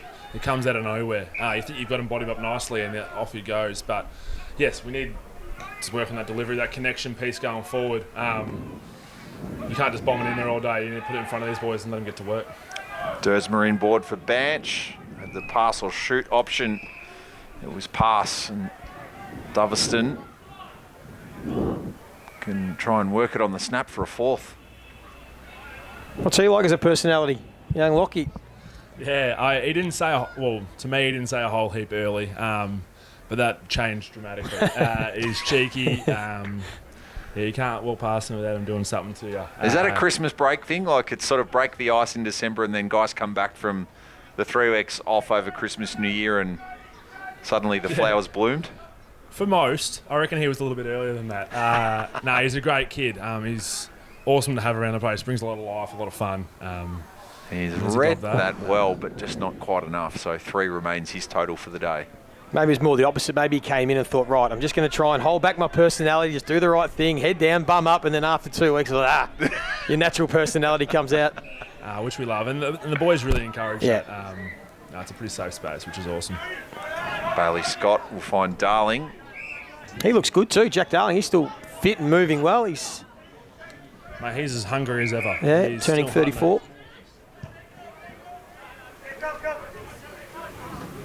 I feel like we're almost adding GST now to players' ages, Joey. Like 33 was a cliff at one stage, but it's stretched modern out now. Sport science now seems to be, well, if they can be managed appropriately, it's going to be more like 35, No, 36? it is. The old, well, you've turned 30, you've got an old group. Well, we've seen that with Geelong and Collingwood and teams in recent years that if you're still in your early 30s, you actually should still be in your prime physically with your endurance and your strength and all those sorts of things. So if you keep the body prepared well and, you know, you're not too banged up, you should still be absolutely playing somewhere near your best footy early 30s. And I think that's certainly been the case AFL footy the last few years. And a couple of teams have shown that is the case. And now these players are getting probably extra years than they might have 10 years ago. They might have been looking at players and saying, right, oh, it's time to wrap it up. They're turning 32, 33, 34. But I think clubs are now valuing the experience they bring, not just on the field, Aiden, but what they can bring off the field as well with that leadership. And North Melbourne have done that in recent years. Yeah, absolutely. And I love to hear that because I'm on the other side of 30 Yeah. myself. So, like you said, yeah, We'll bring peak Will power, back in. but Yeah. still.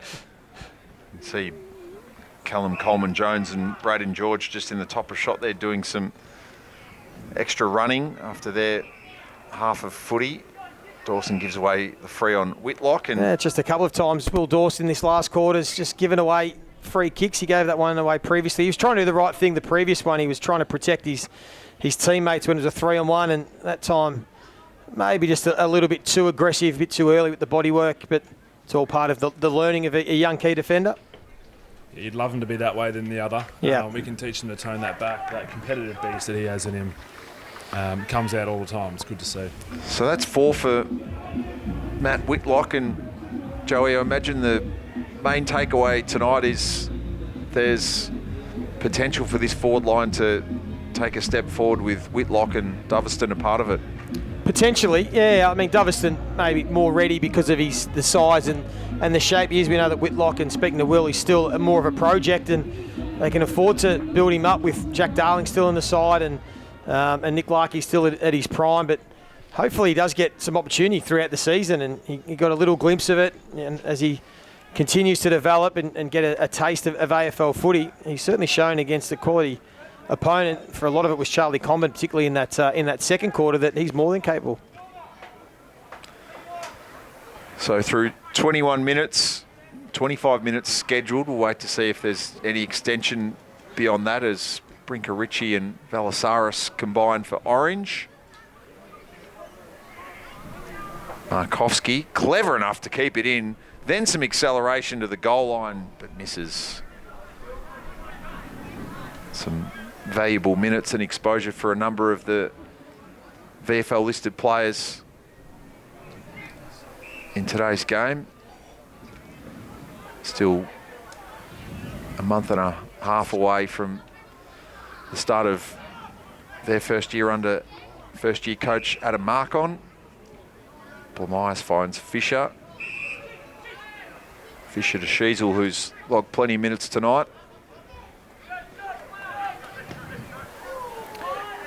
We mentioned throughout the call that's been the theme of North Melbourne's ball movement tonight. It's no doubt trying to attack the corridor. When it's worked, it's looked brilliant. Can be a slight risk, but certainly been something. Aiden, I presume the ball movement has been a focus throughout the pre-season to come through the corridor. It looked evident, particularly in that first half. Absolutely. It's the quickest way to goal, as I say. But like you said, it comes with risk. So we encourage players. We want to play with some flow. Get the ball moving. If you think you can hit it, go for it. If you're hesitating, it's probably gone anyway. So play to your abilities. Let it rip if you've got it. It shows for an exciting game, but there is risk involved.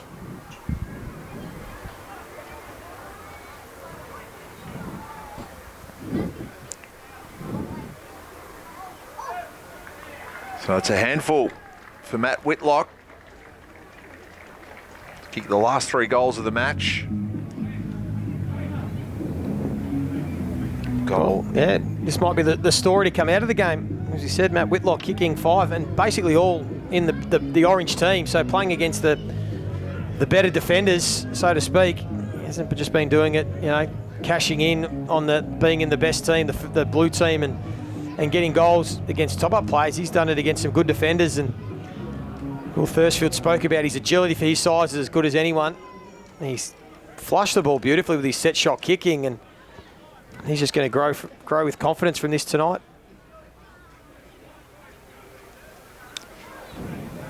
So 90 seconds of the scheduled allotment left, and we'll wait to see whether the 3-minute scenario at the end of the fourth quarter that's on the itinerary is played out or not. Majority of the scoring, of course, to the left of screen where the breeze is tonight. Lambert, Valasaris, Constanti. Back to Nep. There's the left foot kick. Meets the two fists of Toby Pink and Taylor Goad. Joey's had a couple of just displays of his athleticism and advancement in year 3 tonight. He's shown enough, hasn't he? Continuing to develop. He's a big boy, still filling out. Great athlete, Aiden. He's moving well, but he's been able to mark the footy tonight, and he's done really well on the ruck.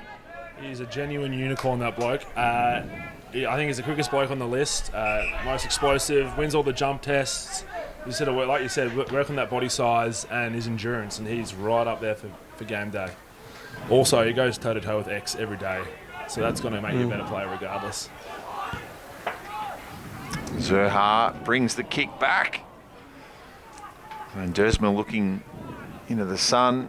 Fisher on his left has a vacant goal square, but can't take advantage. In fact, it'll work its way all the way across the face. So we're about to hit 25 minutes and some tired boys now. wait to see what's going to unfold from here. Michael Barlow's on the headset in the coach's box, communicating to the bench for what might be next. Paul Curtis is amongst those who look to be on ice for the night. That's a called advantage, bit harsh. Whistle went almost as he was kicking the footy. Still like to think the umpires in that situation give the benefit of the doubt to the team that he's attacking, because you are trying to advantage them, not disadvantage them. Darling found Grumley. Nothing really beyond the contest, so the Blue have got to win it and defend. They do. Load Blamires. Hansen on the half volley. Just curls the kick from McKercher, who could pump the handball forward to Doveston, who's lengthening, but instead McKercher with a bit of intra-club cramp, which is to be expected. Robbie Hansen's used the ball nicely in the second half, playing at half-back. Got a lot of good users at half-back that they can pick from come opening round for North Melbourne, come round 1. Sure do. There's healthy boys there who use the ball well. Just got to get the ball into their hands. Let the boys get to work, especially, I love the way Caleb Daniel uses the ball. I think he's a phenomenal decision maker. Balasaris on board for Parker, who switched the jumper at 3/4 time. Simpkin reads it. Down to Sheasel, had to look in the rearview mirror. Simpkin is casual and composed. Back to Sheasel. And that time, Dersma can deal with the sun and take the mark and have one of the last kicks at goal of the day.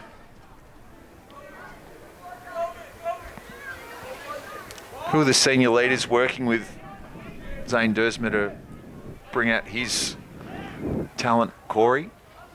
Yeah, there's obviously Larks down forward, and Cam Zerha have huge influence down there.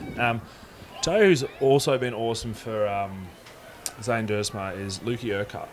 So Lukey Urquhart's got extreme work rate, super diligent. Not saying Ders doesn't, just saying he is right up there with the best we've got. And them two teaming up, I think they live together. We've seen drastic improvement in Ders, and you can see that there today. He's moving so much better, playing freely. So him and Lukey Urquhart have been an awesome little team together. It's been really good to see. Just noticing the bench down here. Nigel holding up signs, so you might be able to help us out a bit more, Aiden, whether that is now whether it is a bit of scenario training while the match sim's going on, just for a team to either let them know how long to go or whether they are trying to work on something. Yes, that indeed is a scenario sign. Yep. So the boys should all know what that means, and we should see that come into play now.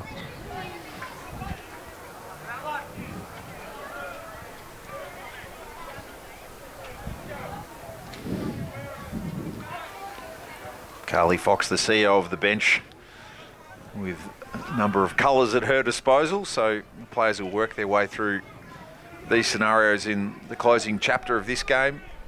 So scenario right now, Nigel, I don't expect Aiden to tell us, but it looks as if Blue are trying to save the game. So Cam Zurha is just going to go behind the ball and they're going to practice their saving the game scenario where the Orange team are obviously trying to win the game.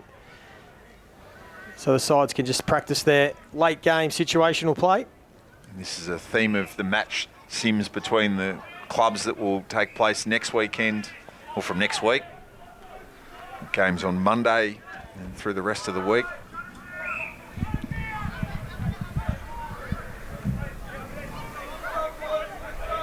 Complete fill-up if you're someone who works from home next week. The NFL's finished, which was usually what filled the sporting void on a Monday, and instead there'll be match sims to watch via KO and Fox Sports. Yeah, it all kicks off, doesn't it? Monday, Hawthorn Geelong are playing on Monday. At the Kennedy Centre. North to play Melbourne at Casey Fields from 4 p.m. next Friday afternoon.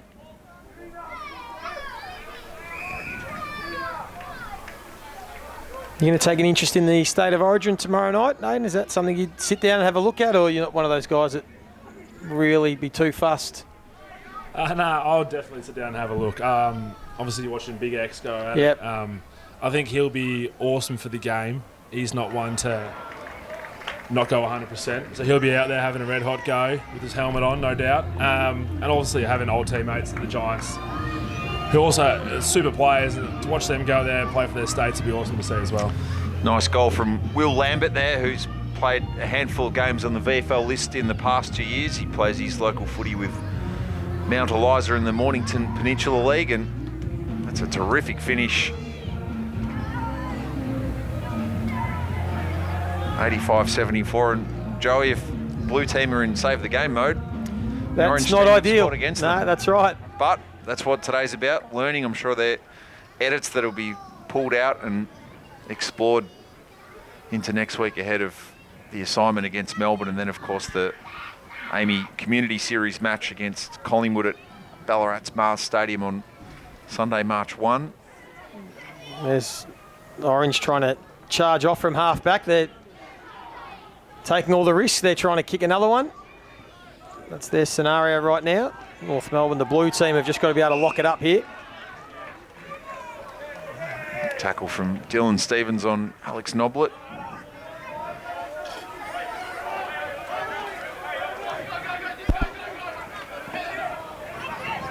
Runner Daniel Cross just at the back of that stoppage. Roaring instructions. Combin, that's terrific. Body contact from LDU and the Sun to deal with. Yeah, it's playing havoc, that Sun. As is the 2024 Sid Barker medalist. Fisher gets it back from Banch to Dersma, who's kicked one in the last and will set one up.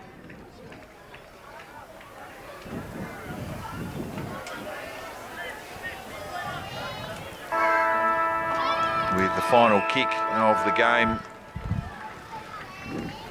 Joey, we spoke about what the youngsters up forward have shown, and I think everyone tuning in would be pretty comfortable about the platform that Luke Davies-Uniacke can launch from in 2026. Well, that's where it starts, doesn't it? We know the pillar of this North Melbourne team this year will be in the midfield with Sheasel and LDU and Sherry starting in there. Hopefully Georgie Wardlaw and a whole bunch of other players that can go through there. Love watching Finn O'Sullivan, Dylan Stevens, these guys, McKercher, those flanker types that have got the class and skill when they were able to move the ball.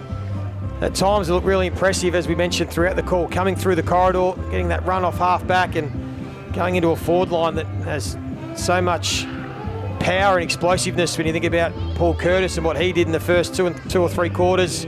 Cam Zurha got better the longer the game went. Doverston showed a bit. And we know about Larkey, what he's always going to do, and a lot to like, and Cooper Trentham as well. So there's enough there, and I thought defensively you could see what they were trying to do, certainly playing that one-on-one style.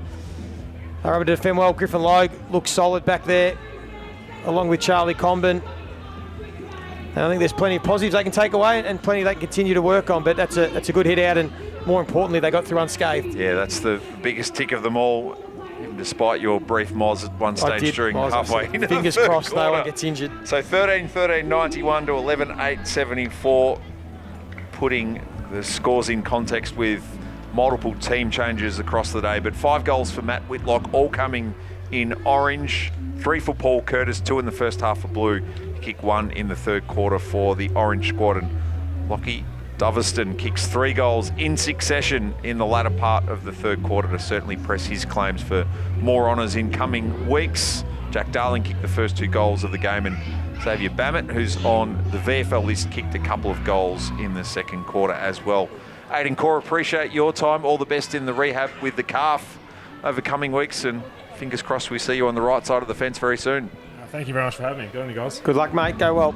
Joey, well done. Thank you, Nige. Well done to you. For those tuning in to the live stream, where are they going to be able to see your talents through the opening week of the match sims on KO and Fox Footy next week? No, I'll just be in Ballarat for the, what is it called, the actual pre-season game. So I'll be doing the St Kilda Essendon game in Ballarat, and then the Collingwood North Melbourne game. I'll be calling that one for KO and Fox Footy. So looking forward to seeing how North Melbourne go against the Pies in a couple of weeks. All the best for your warm-up to the pre-season. All the news, information and fallout from the Intraclub, of course, to be found on the North Melbourne Football Club website. And of course, one more time, a reminder that to make it happen in 2026, you need to become a North Melbourne member. To find the right package for you this season, log on to membership.nmfc.com.au. All smiles for Griff Logue and Caleb Daniel at the conclusion of the Intraclub here on what's been a fantastic family day.